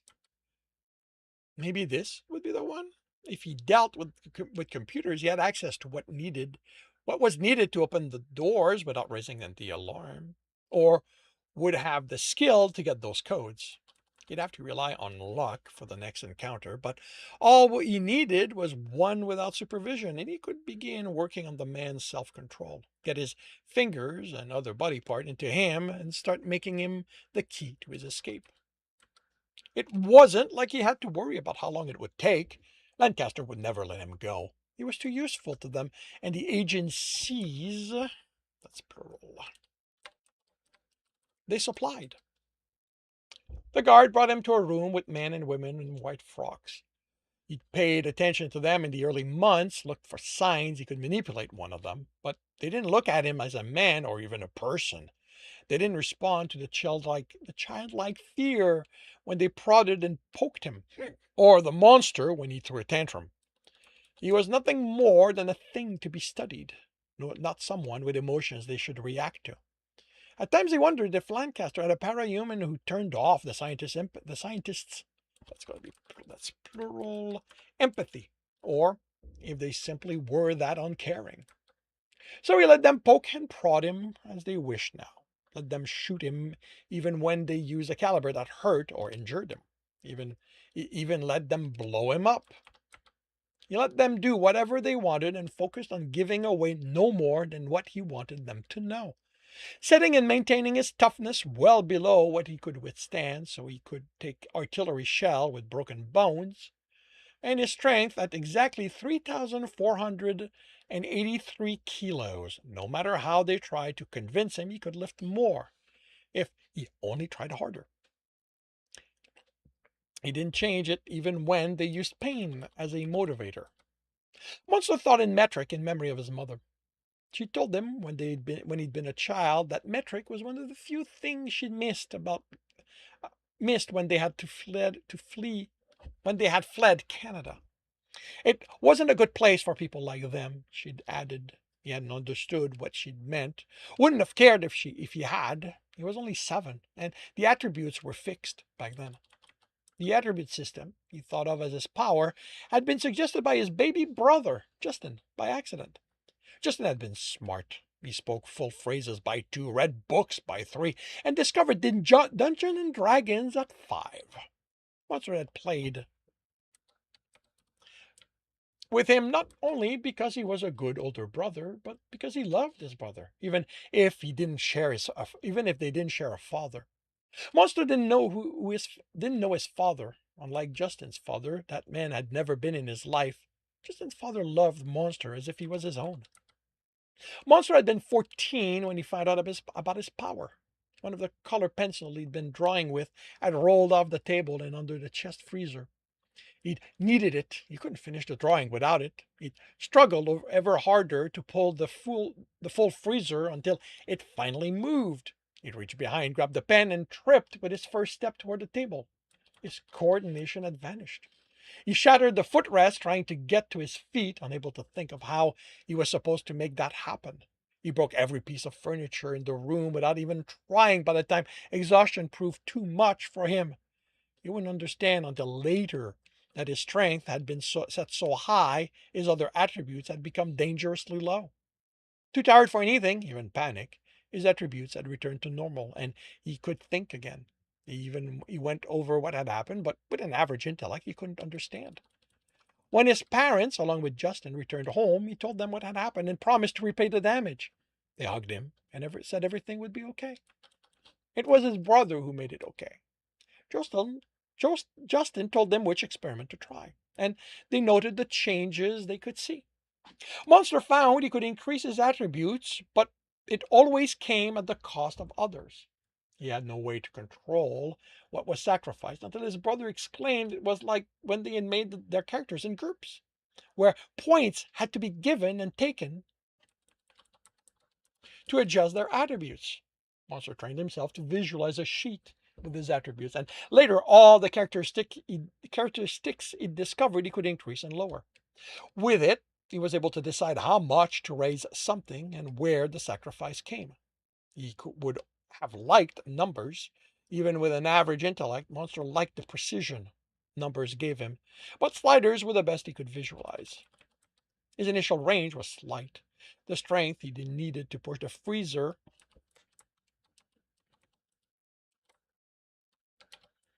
had caused him to lower his coordination and intellect to the point he was rendered little more than a crawling idiot. But as he grew and his body gained height and muscle, it widened, both in how far each slider moved and in gaining other sliders. His perception came next, then his emotions. He learned to be careful how he adjusted that one. Too far in either direction made him difficult to deal with. He was 18 when they came for his brother, when everything was stolen from him, when, for all intent, Munster was born. They broke into their home without warning, faceless people in body armor who were stronger than they had a right to be. He fought, changed his attribute as best he could,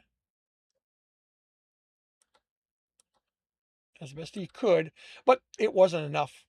He was punched through a wall where he couldn't move and watched his brother and mother die with protecting. Wait, what? Watch his father and mother die protecting Justin. He watched them take his little brother, and he was unable to do more. Then study every detail about them, raise his memory so they would be locked and accessible when he could move and go for help. He discovered he could adjust how quickly he healed then, but too late to save his brother. When the police could move, he did what society taught him to do when in trouble. He went to the police. He tried to tell them, grabbed papers so he could draw the logo on the armors, they shoved him in a room, told him to wait, and then proceeded to reveal something his mother had kept from him, or that he had been too innocent to work out by himself.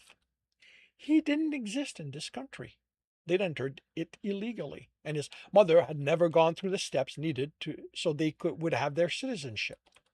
He didn't exist, they told them. The house he claimed to have crawled out of didn't exist. The people he claimed had attacked that place, which didn't exist either. Then they shoved him in a cage with threats of worse if he didn't behave. This was where he gained his name. He injured officers as he broke out and ran. Once he was far enough, he found a computer and raised in his intellect, intent on hacking the police station and to erase evidence he'd been there, and discovered that a high intellect didn't grant him knowledge. He had never learned programming, so it didn't matter how smart he made himself. He couldn't hack. He stole and read to survive. He fell in with like-minded people and discovered that the dumber they thought he was, the easier it was to manipulate them. He became a dullard of a strong man, still without a name. Once he learned enough, he hacked into the police, found the report about him, and discovered he had been named the little monster, the report called him. With a name for him, they wouldn't bother searching further unless he gave them reason to. So he took the name. He became Monster. He moved from small gang to small gang, discreetly let them think they came up with who to rob for the money that he needed to find out who had taken Justin. Often, sex was how he did it. When one of the men in those gangs took a fancy to the dullard's body, he led them, found he enjoyed the sex. He whispered ideas afterwards they thought were their own.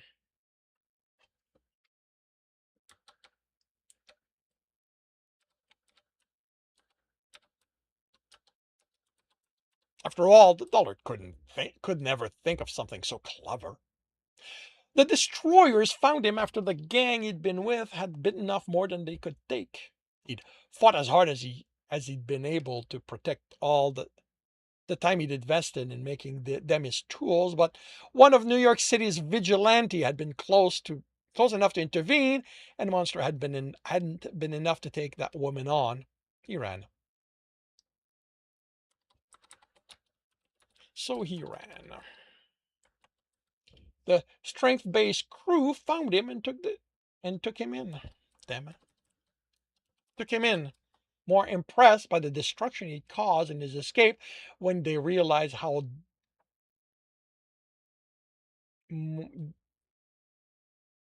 more impressed by the destruction he caused in his escape when they realized how dull he was. Okay. They went after a larger target, which meant more money to pay informants, better computers to do his own research when no one looked. By the time the destroyer's leader took a fancy to him, Monster had found out who had taken his brother. The Obsidians were mercenaries willing to do anything if the price was met.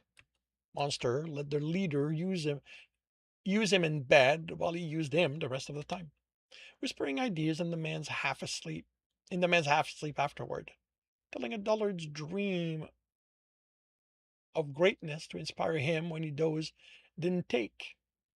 They attacked one of Obsidian's base of operation for the gold, and he gathered information while they accidentally got separated. I am going to italize that. Over the following months of peering through the information, of decoding the ciphers, he found out who paid them to steal his little brother. Atheon was responsible. Months of research didn't tell him why. What did an industry about military security or weapons want with his brother? He was gentle, more interested in playing make believe than hurting anyone. But he knew how to go about finding out. Atheon had a facility in the city, and the head office was in Chicago. He set his plan in motion, and soon their leader announced New York City was becoming too problematic. The city's dislike for parahumans wasn't keeping the heroes out like it used to. One last job for seed money, and they'd set up elsewhere. He'd already sent some he trusted to lay the groundwork there. Atheon held riches, he announced. So they'd take some of that, enough they wouldn't have to take another job until they were fully settled in their new hideout. They didn't get the money. Also didn't get the information he was certain was in their server. Atheon's response had been unexpected, both in its speed and strength. Nothing in his research had hinted they made exoskeletons, and while ultimately those crude constructions hadn't stopped his crew, they had slowed them enough that the city's anti-parahuman force arrived, and Monster had to cover his tracks before escaping. Only he didn't escape. So, hoping to play on his captor's emotion, he altered his act from dullard to retarded. He was now a child in a body made for destruction. He played the act, but nothing came of it. He was simply too dangerous, regardless of his childlike behavior, or maybe because of it. He'd been shipped to Lancaster, and for 3 years he'd plotted to no avail. Only now he saw a possibility, a potential pawn to use in his escape. And that concludes Chapter 2 of Crimson and Monster. If you are enjoying this, you can read this as well as the other Harker stories on my Patreon and website. If you want to listen to these live, it's every Tuesday morning, 8 a.m. Eastern Time on Twitch and YouTube. Links are in the notes, and with that, I shall wish you a good day.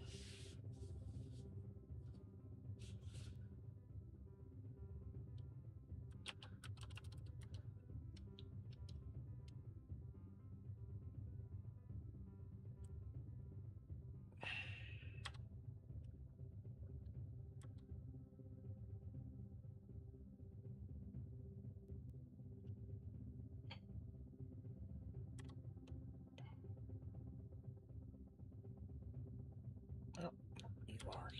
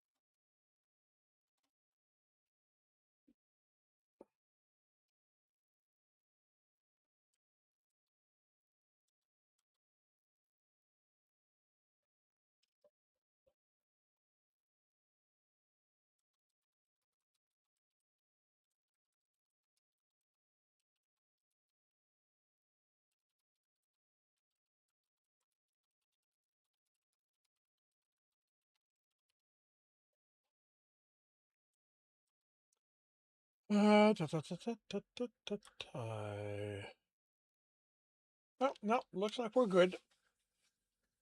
Looks like the stream, at least on my side, looks like it's running. The camera's frozen though, so let's take care of that.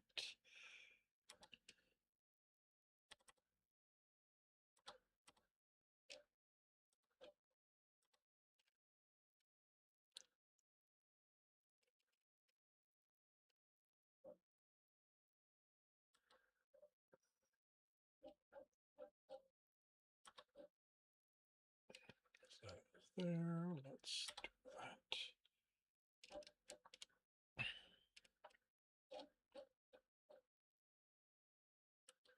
Okay, that is done. Let's double check.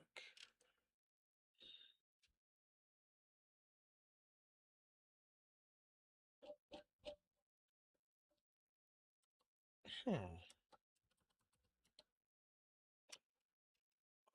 Okay, that works. Interesting. So my okay. I do need to check something though.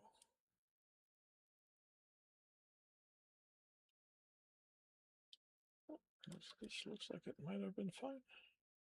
Okay, cool. The blip was short enough. YouTube did not disconnect. That is nice.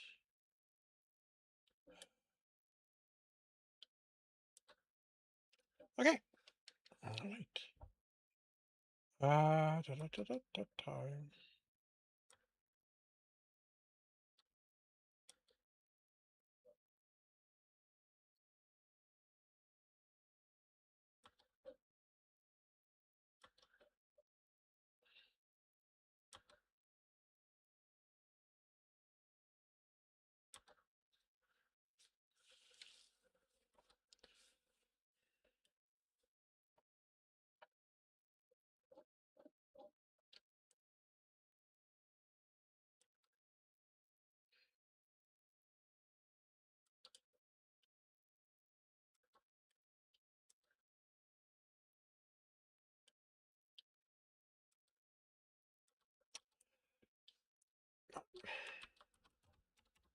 Eric breathed easier on seeing the fencing around the building housing the spirits of the past tribe. It was a recent addition.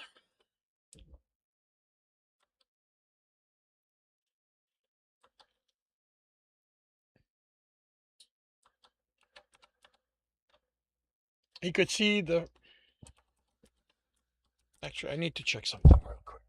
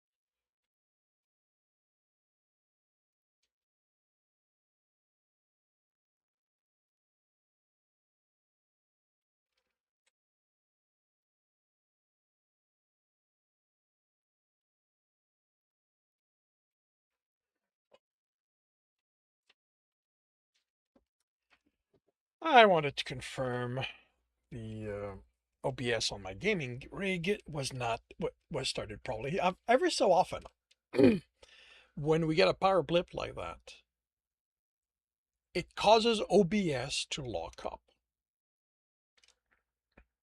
and it will not. So and the only way to fix this is to shut down the computer completely and restart everything. Um, and I did not want to discover that had happened when I start my gaming stream because that would have been annoying. Um, but yeah, Okay. He could see the fresh scuffs on the asphalt where the section had been dragged. Installed today, possibly this morning, before the park opened.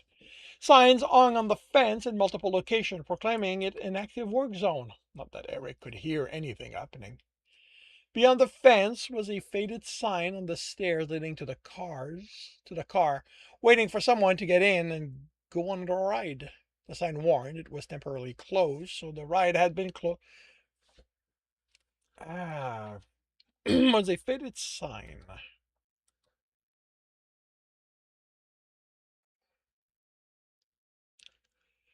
There was a faded sign on the stairs.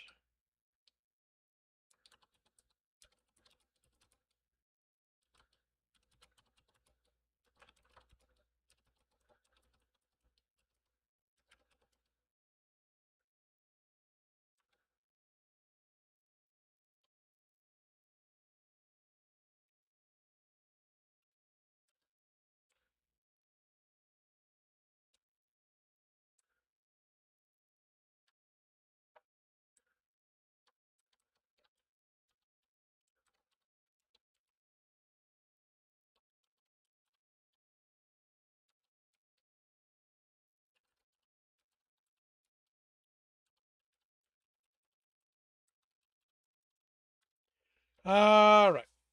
Beyond the fence on the stairs leading to the car was a faded sign warning the ride was temporarily closed. The car waited for someone to get in and go and enjoy it.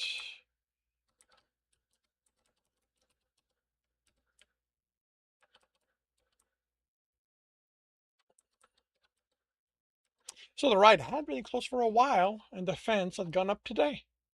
If Eric had to guess, the sign and the ride being turned off hadn't stopped anyone from trying to go in, and someone had gotten hurt or a close call, and the fence was to keep the insurance happy. Considering the way Anita was testing the fence, pulling two sections apart and checking if her ample body could fit through, it wasn't going to do that much good. He grabbed her hand and pulled her away. Come on, we'll just take a peek. I want to see if they're renovating or if they're going to take it down.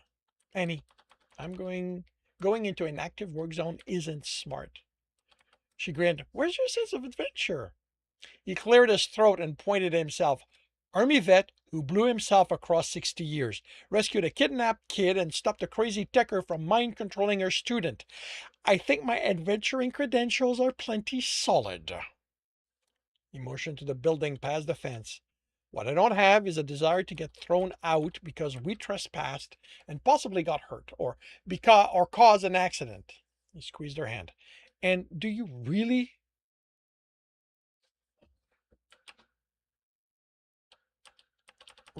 want to see the mess they've made of it? Isn't it better to keep your memory of it intact? When did you write it last? That isn't such a that isn't so dear. Such a dear memory to my heart. Wow. Oh man, is that clunky. That isn't such a dear.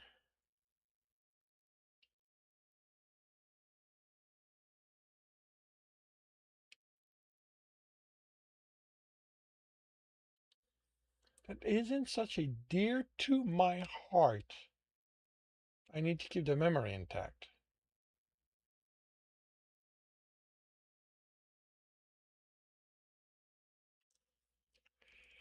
Um,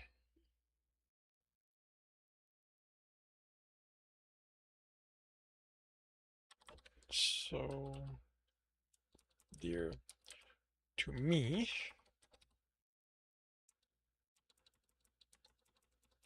I need to keep the memory intact. Going in, going in now isn't going to qualify as taking the ride. So what's the point? She looked at the building, biting her lower lips before turning and letting him lead her away. Is that why you didn't want to go home when I offered to drive you there?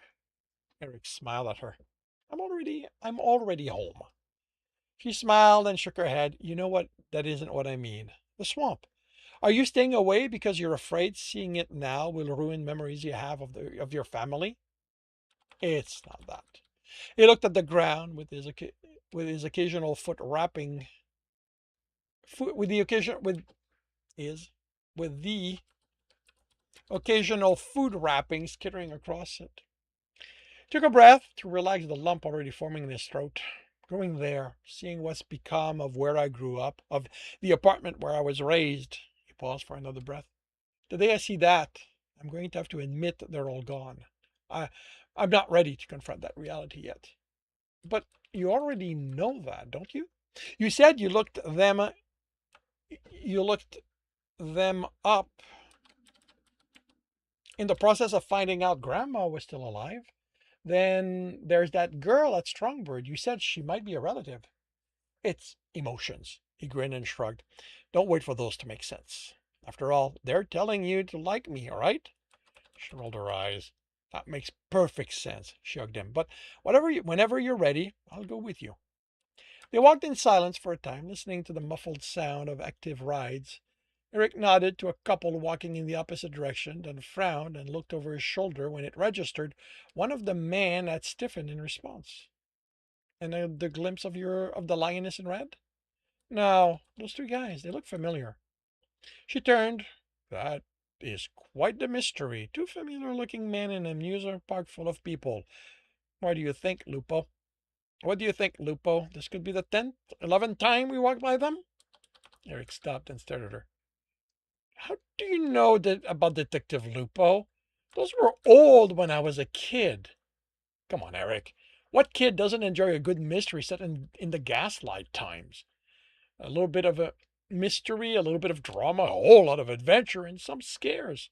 Those books are going to survive for as long as there are kids to read them. They even made a few movies back a while back. Are they any good? Eric remembered sitting by the lamp reading Lupo's adventure and dreaming of helping the wolf detective solve crime. Keeping in mind they're for kids, they aren't bad. They tried updating it to present time, but that one didn't work well. Lupo's definitely a Gaslight era character. Are there new books? Yeah, there's a new one every few years. After the first movie was a success, there was a revival. Are those good? Anita laughed. I haven't read them. I stopped reading kids' book when I was 12, but they're good sellers from what I hear, so I guess they are. Right. He sighed and felt better. I'd never thought that something from when I was a kid would survive all these years. He smiled, like finding a touchstone in the past, you know? I'm not that much of a stranger to this time, if Detective Lupo exists in both. Grandma existed in both too. Exists in both too. But she changed. I'll bet that if I were to pick up a Lupo book today, it'd be the same wolf I remember with a high collared jacket, flopped ear, and cigar. He almost lost a cigar. What? A decade ago, there was a push to keep kids from smoking. A lot of characters in children's book got hit hard. Gunsmoke cigarette was replaced with a piece of grass. He's after your time, she added with his questioning look. But Lupo's cigar? It's iconic. Him, glaring at the subject, munching on it. How do you get that with anything else? That's basically the argument proponent of the books gave. Lupo without his cigar was just another gaslight detective. So he kept it? Yes. What they took away are his matches. Some of them.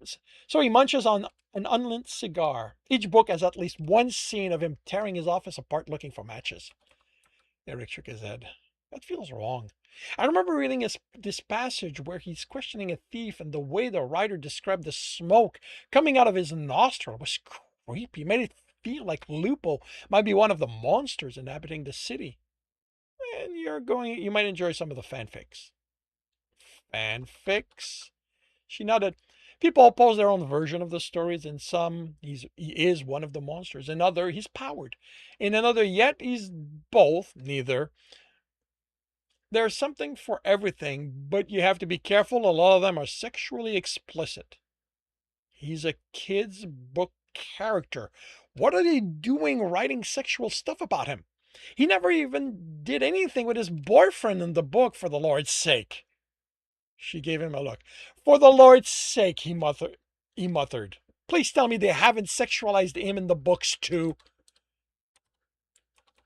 She shrugged. Times change. With the internet, kids get exposed to that stuff. So, with the books being popular again, they made sure the kids got a good model for what a relationship should be. So, the newer books make it clear Lupo and Foxstar sleep in the same bed and naked. I swear, if there's anything, if there's anything explicit in them, I'm tracking down the writers and burning down Their house. She chuckled. No worries there. The sex is barely implied. They just get woken up in the middle of the night once in each book. For someone who claims not to read the books anymore, you seem to know a lot about them. Wonders of the internet, and people complaining about it loudly on social media. There are times when it's impossible to escape it. Eric shook his head in an attempt to clear it. When that didn't work, he pointed to the right on their left. How about we take that? I need to think of something other than how my favorite character as a kid has been twisted by modern time. I need to chuckle. You think a haunted house is the best thing to distract you? Eric looked at what he pointed to. The House of Horror. With a name like that, how bad could it be? Why not? There aren't any lines, and it has that going for it. Sure, why not? He said as she said as they headed for it. After all, how much more redundant can you get? A haunted house in a haunted park. A bored-looking lioness in her teens exited the booth to meet them at the top of the stairs. She popped her bubble gum as she checked their bracelet over and without even smiling, pointed to the door as she returned to the booth, letting herself flop down. Not the most pleasant person. Not the most pleasant person here, Anita mentioned. Eric shrugged. Not everyone's suited for this work. He grabbed the handle and pulled the door open. After you.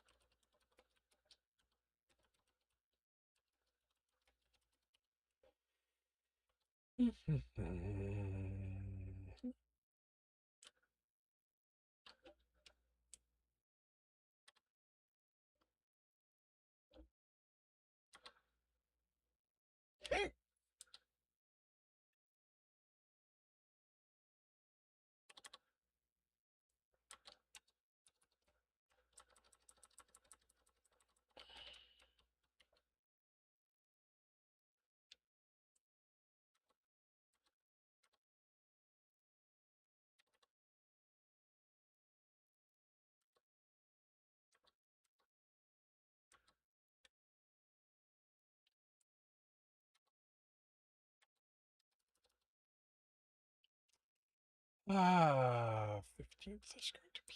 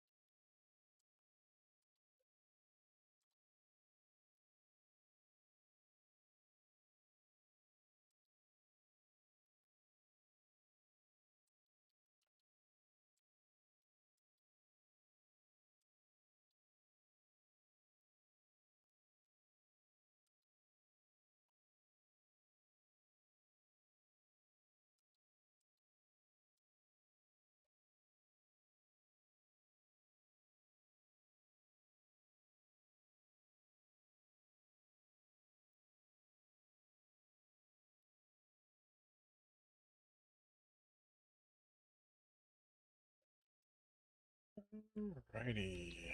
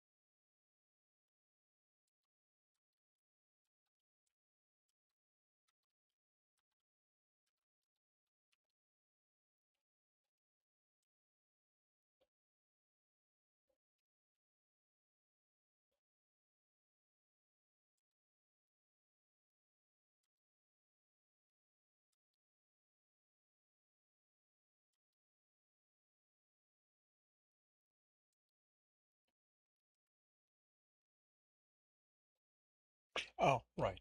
That's not theirs. That's fine.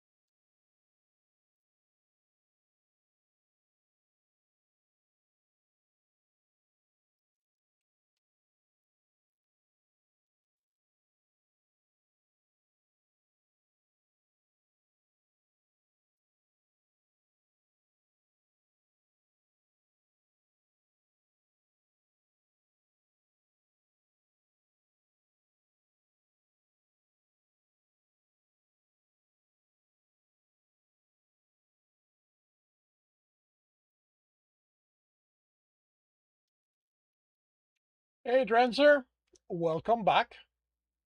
How is your day coming along?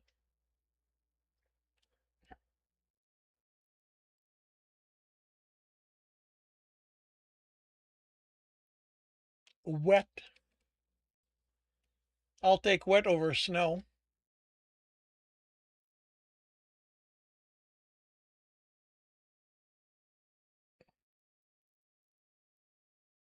Having a coffee break. Very cool.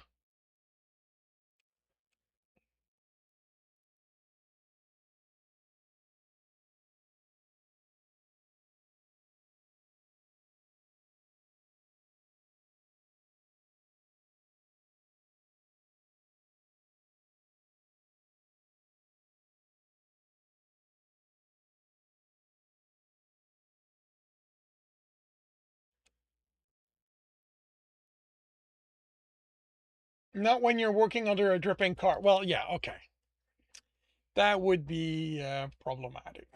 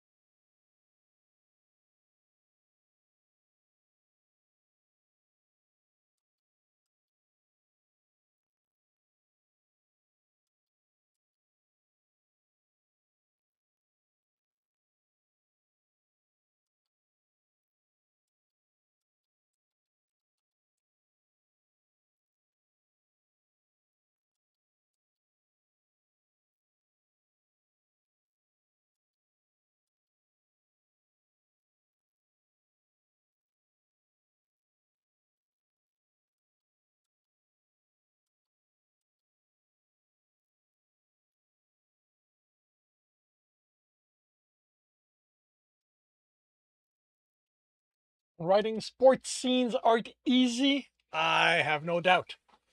I avoid doing it as much as possible. I'm not a sports person, uh, so I avoid doing it. I'm gonna have to touch on them a little bit. Well, I've had to touch on it in another story. Magical sport. Yeah. Well, okay. It's a sport you invent. You're making up. So it. But yeah. In Harker, Patrick is going to be playing on the football team, on the Harker football team. Um, I don't plan on doing a big thing of that because it's not a story about the sport, uh, but also because I know nothing about college football or football at all.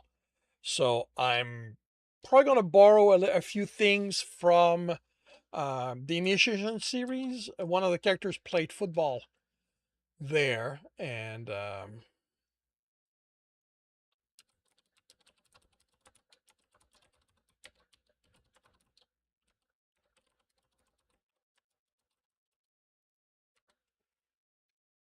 but yeah, like it's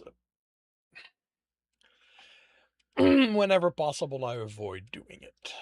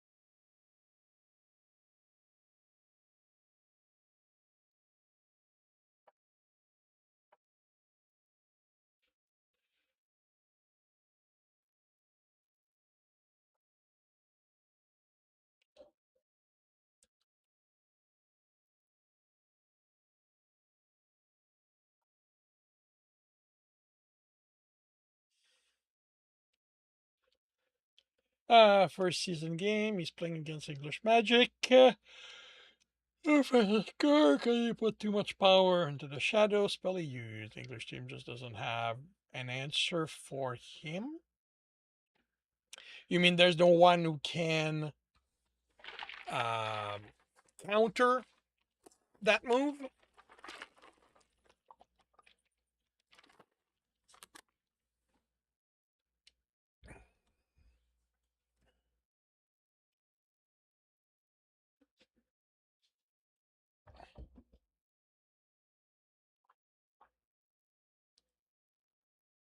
Okay. Does doing that overexhaust him? Or since the way you talked about he uses more magic to do what he could do. Hey, Siju, welcome to the stream. How are you doing today? This is Lion Pride. Ah, you updated your stream. Very cool.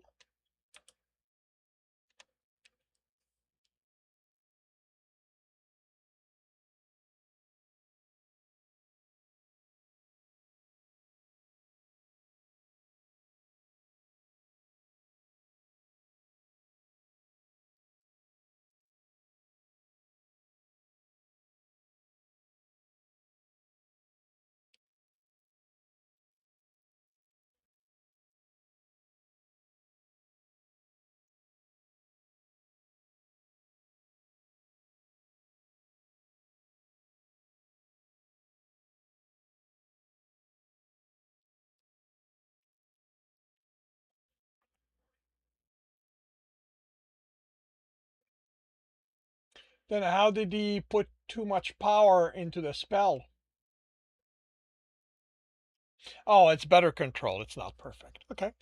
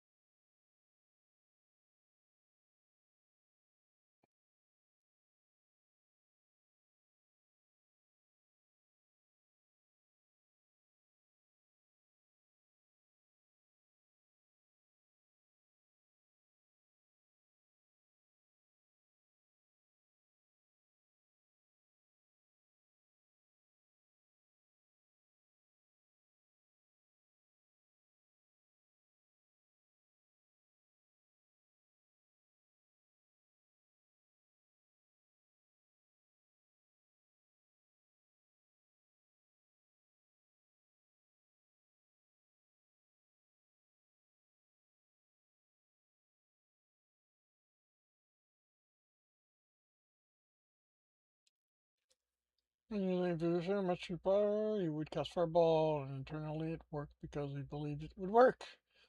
Now he says Fireball costs 8 ounce of glass, he gets 8 ounce of MP. Okay.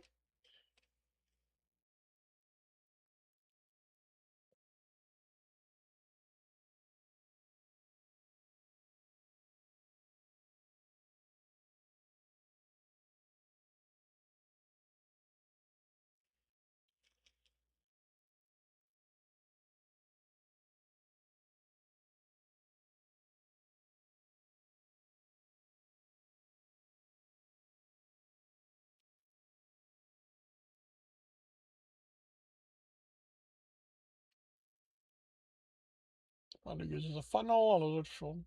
Cool. Very cool.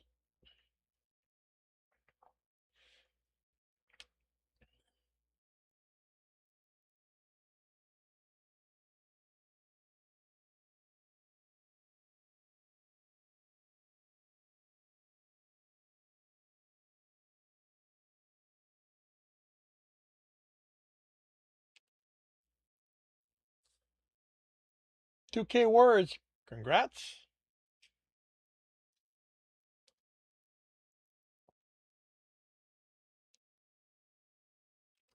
Just about. Yep. Actually, it is that time exactly. So I will be back in roughly an hour. I hope to see you then.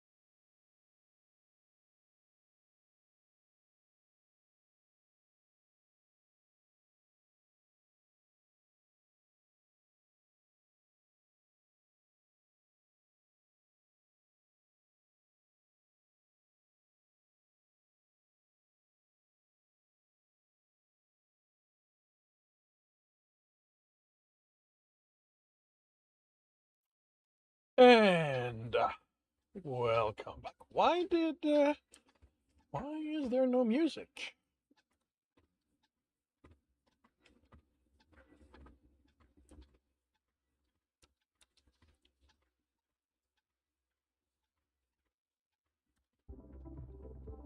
Huh. Quiet spot, I guess.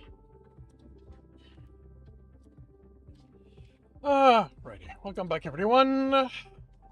This afternoon it is chapter 4 of The Labor, book 12, in the Monster and Badman series.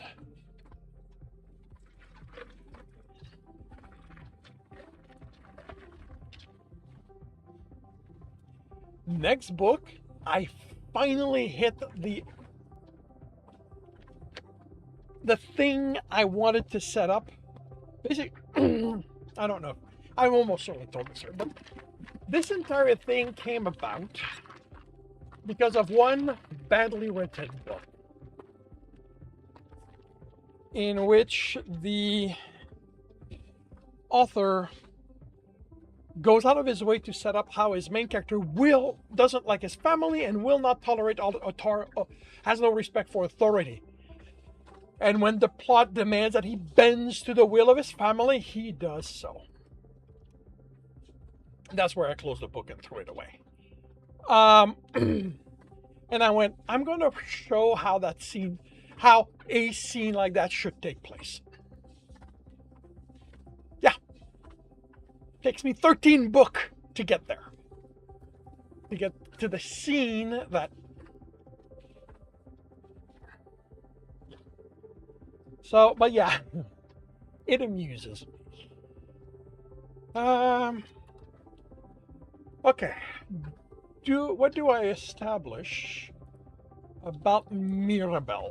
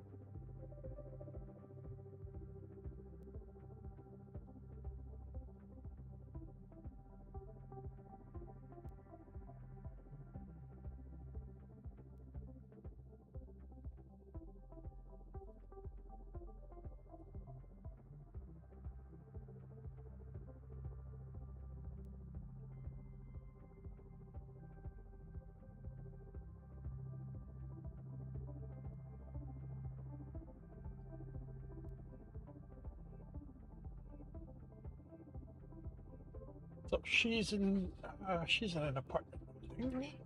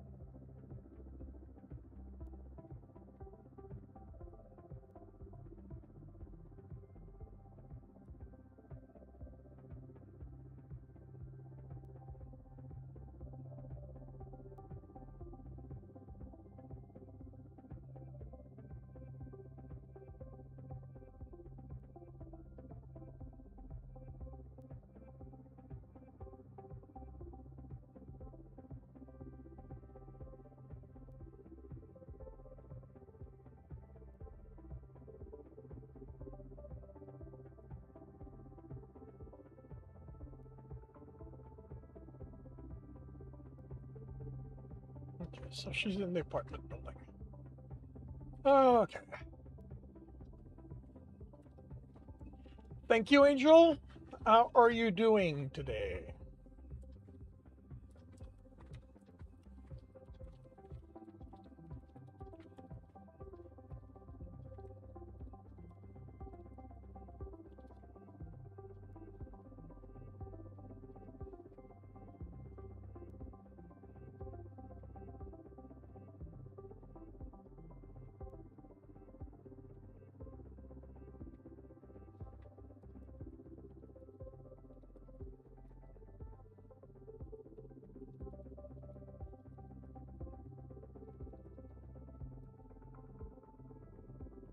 I'll go, although you and your girl got the flu. Well, I hope you both rest and feel better quickly.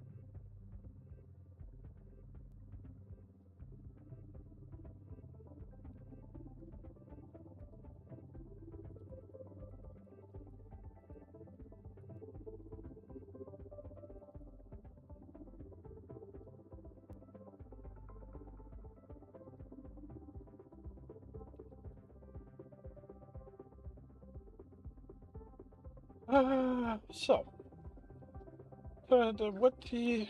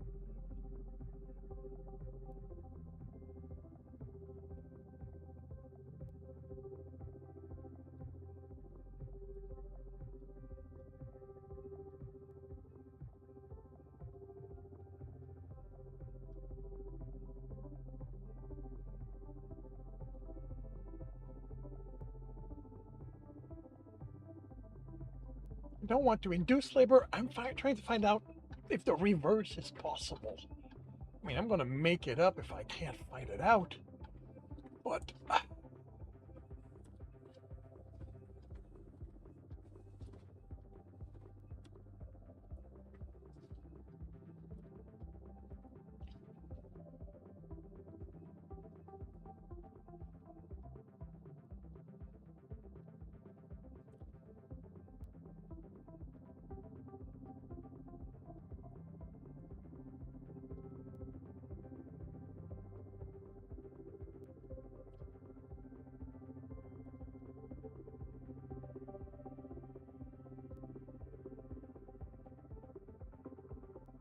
Uh,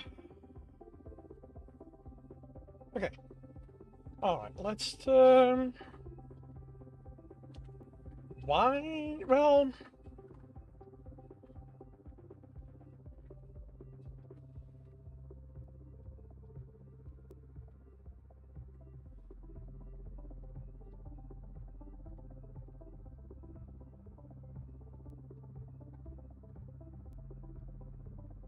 So he's not going to Mirabelle. He's going to Dr. Mitchell's. Okay, that's except. No. Uh,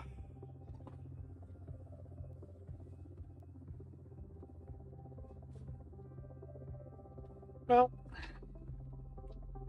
if it starts with her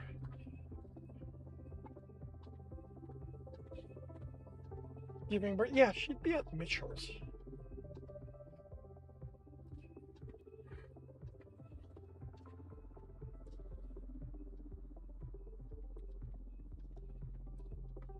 So that needs to change.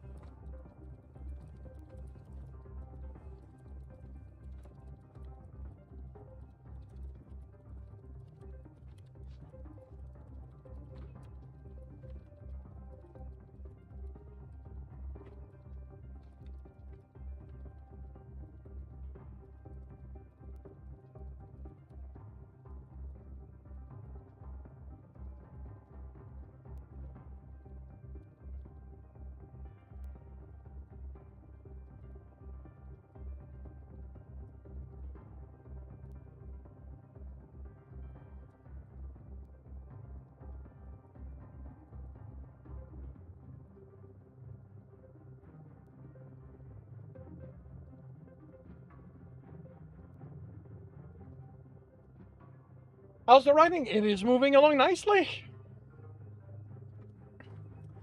Mirabelle's pregnancy is going going wrong. Uh, people's tempers are flaring.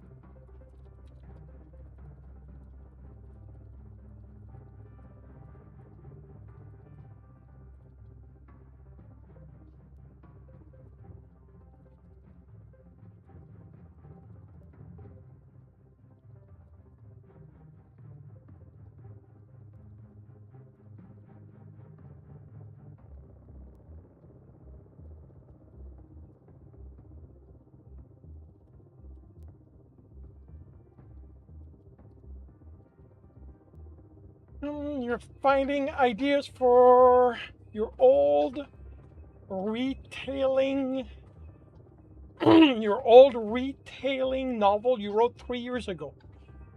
Retailing?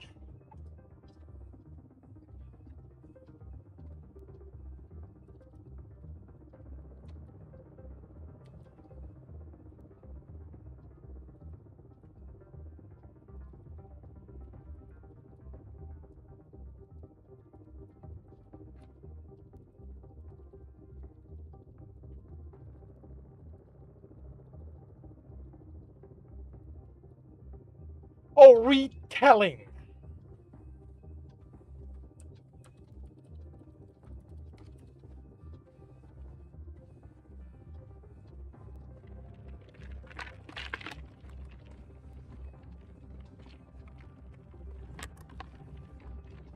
That might have been the spelling you were going for.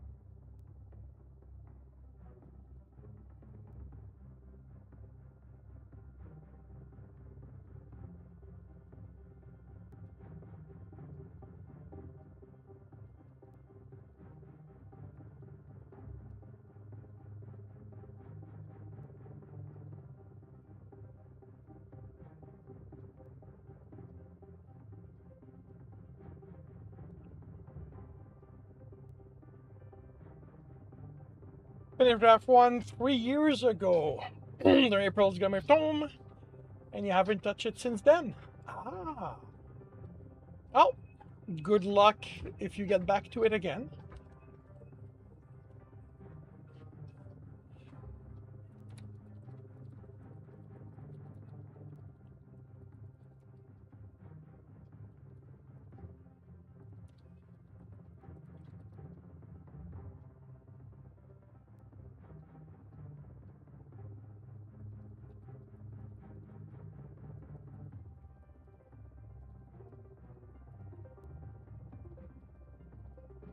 You do have a title. That is good. That is often more than I do have when I work on a project.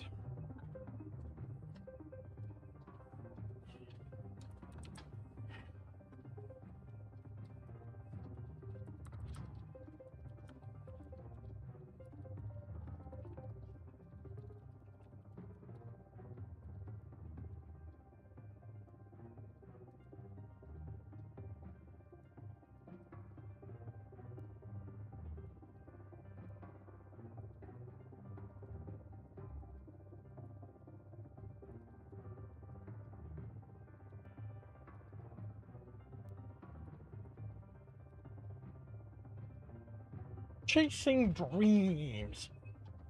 Nice.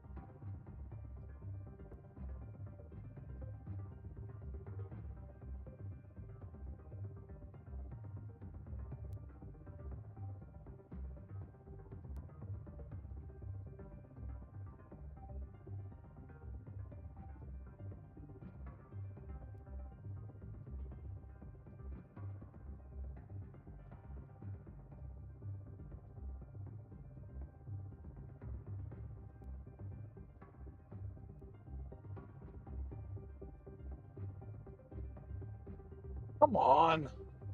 Stop sending me back to Ontario.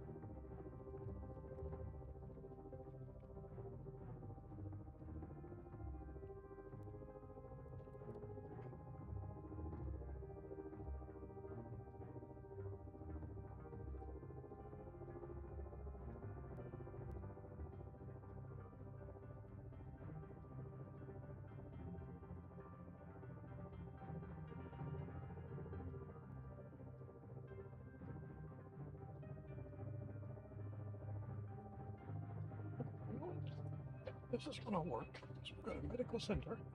And it turns out there's a helicopter nearby. Okay.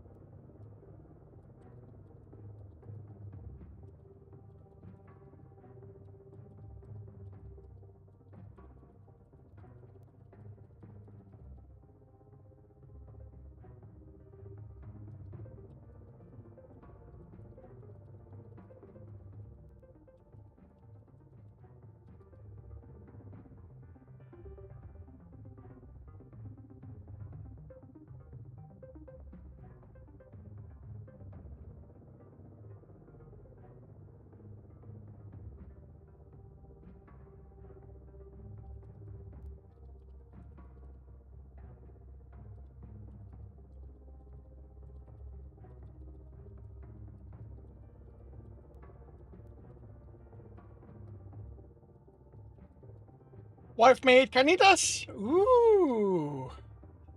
And you're enjoying them for lunch today. Very nice. Very good.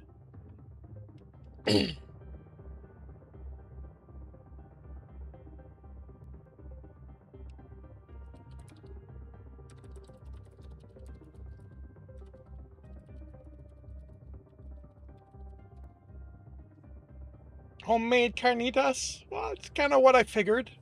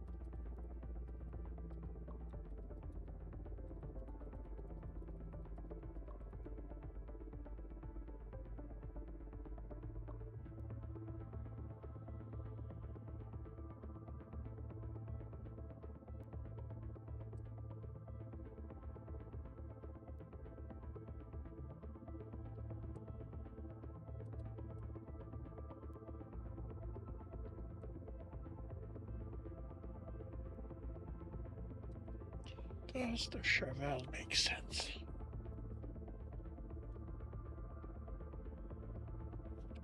He made a vegetable soup. Is that what it did with sporting rain, and it suited. Very nice.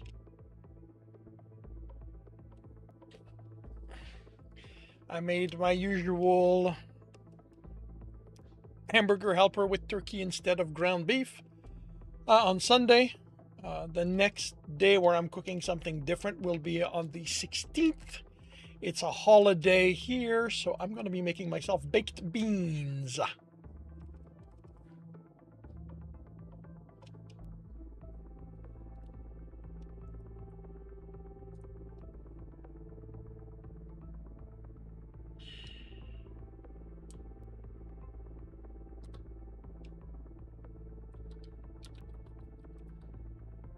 You hate beans? I love baked beans.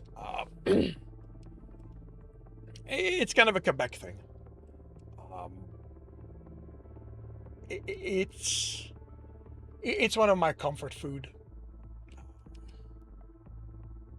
Baked beans with fresh bread, fresh made, well, freshish, with freshly made bread.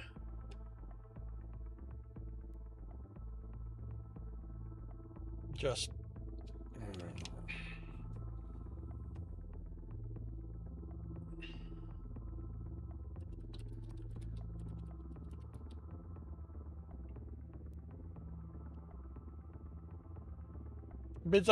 beans are not good for the stomach. They've never bothered me.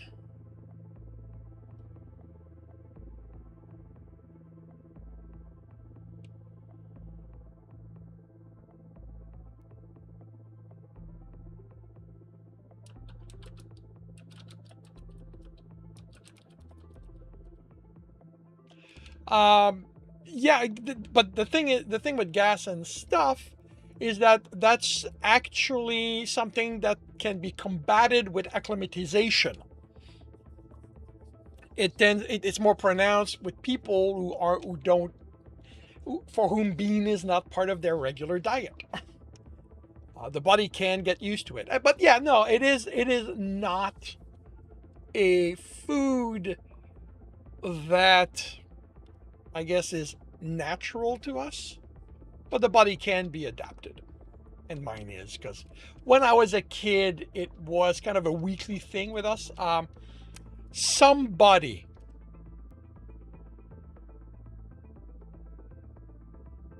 made pre-baked, like they were pre-made, but not in a can. Like it was an aluminum container, and you put that in the oven. That's where I fell in love with beans. Like, I would love to be able to recreate that exact recipe. Um, it's a very there is a when most people talk about baked beans, they mean the red stuff. Baked beans with tomato juice, well, tomato sauce, and kind of sweet with molasses, with molasses. That's not baked bean to me. That's something else entirely. I don't know what it is, but it's not baked beans. To me, baked beans is extremely basics. The beans, a fat of some sort. I use bacon because it adds texture instead of just adding fat. A bit of mustard and some salt. And beef broth. The salt will depend on the kind of broth I get. Usually I get the cubes, and those are just salted enough. But I couldn't find them last time that I bought my supplies to make beans, so I've got packets, and there's no salt at all in that. So I have to add some salt. But yeah, very plain, I guess. But I love baked beans.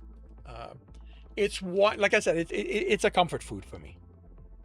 So yeah, it's going to be what I'll have to celebrate Family Day.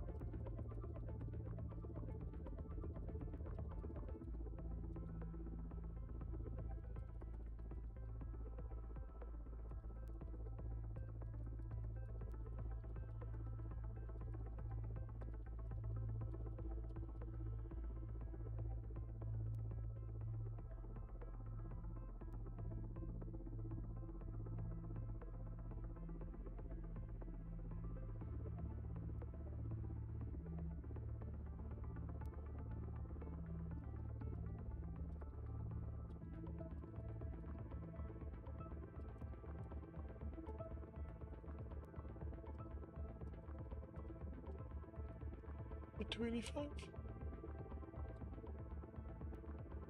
Yeah. All right, that's a 287.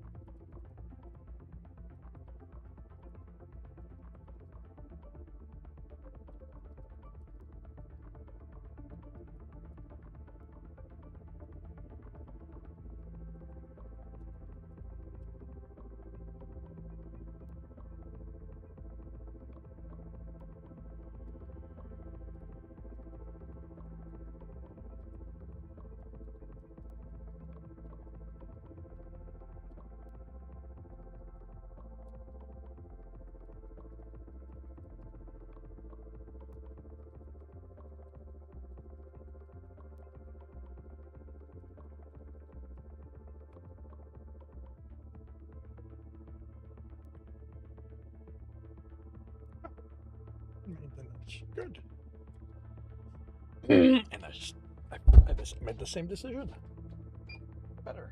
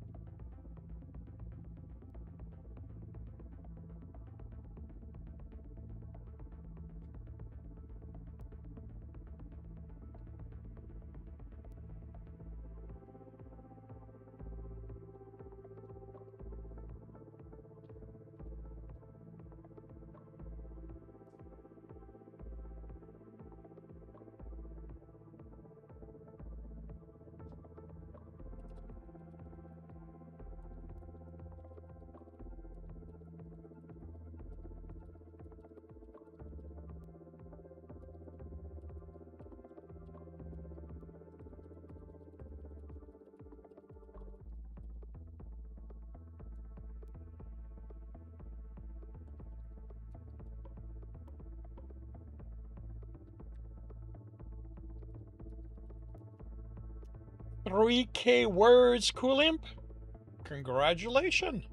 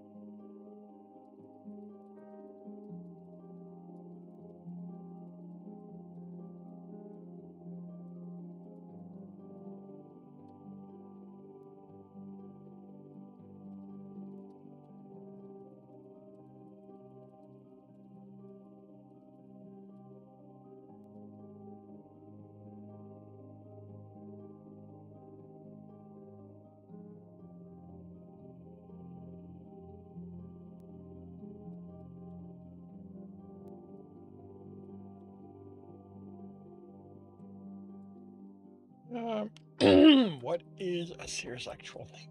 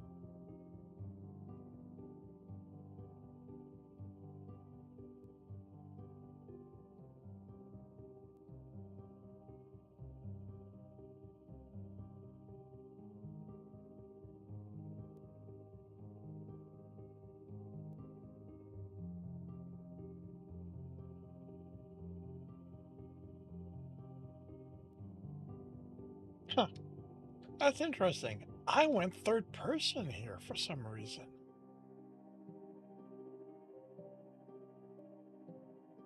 Huh.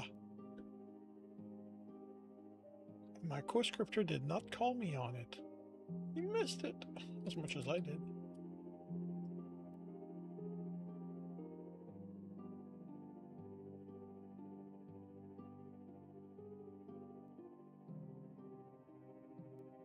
Yeah, in the space of a scene break, which this was all written the same day, I went from first person,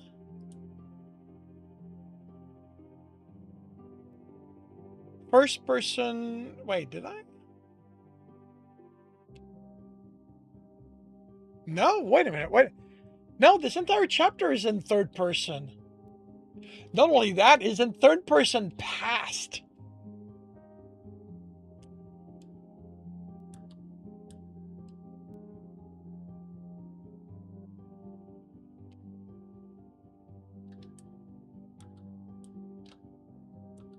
How the hell did I write all of this in third person past and not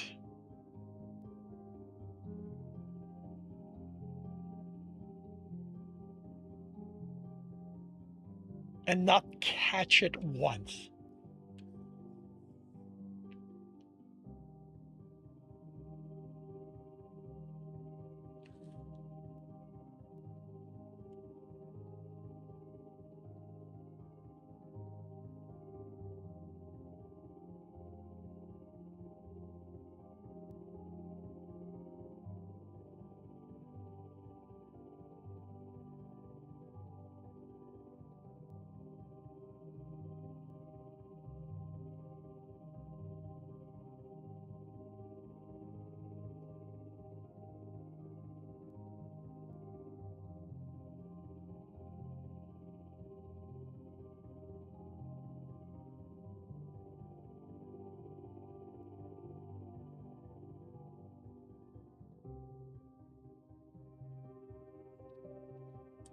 Well, I'll fix that at some point.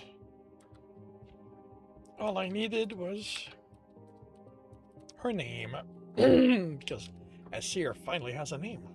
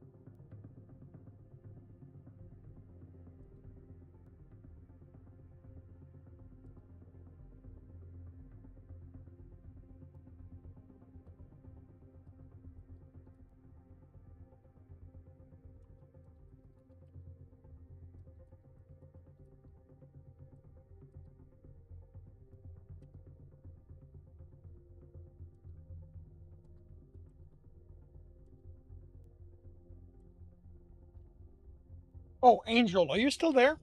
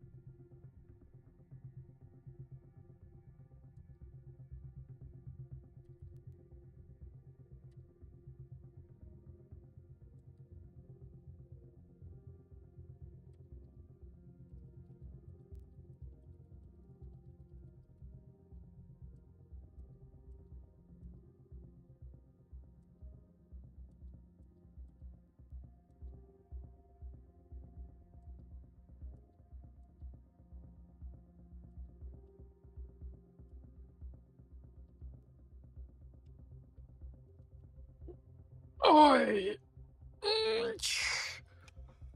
Oi. All right. I'm going to end this a little early.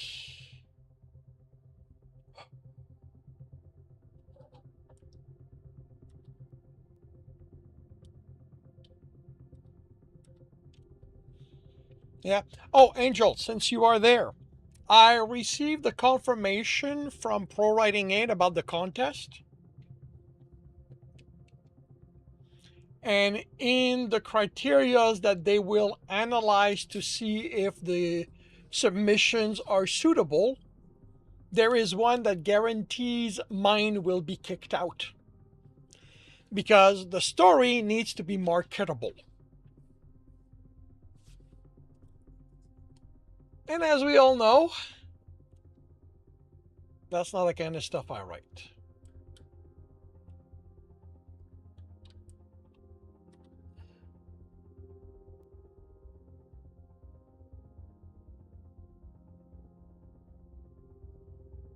I mean, it's understandable since this is done in with the goal of getting someone published. But yeah, it means that I am not.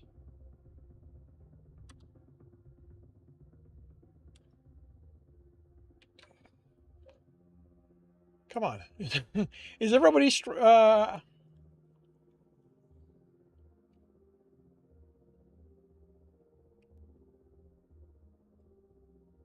all right, looks like somebody's there. Everybody I'm checking to raid is has either just shut down their stream or is in the process of shutting it down. Alrighty.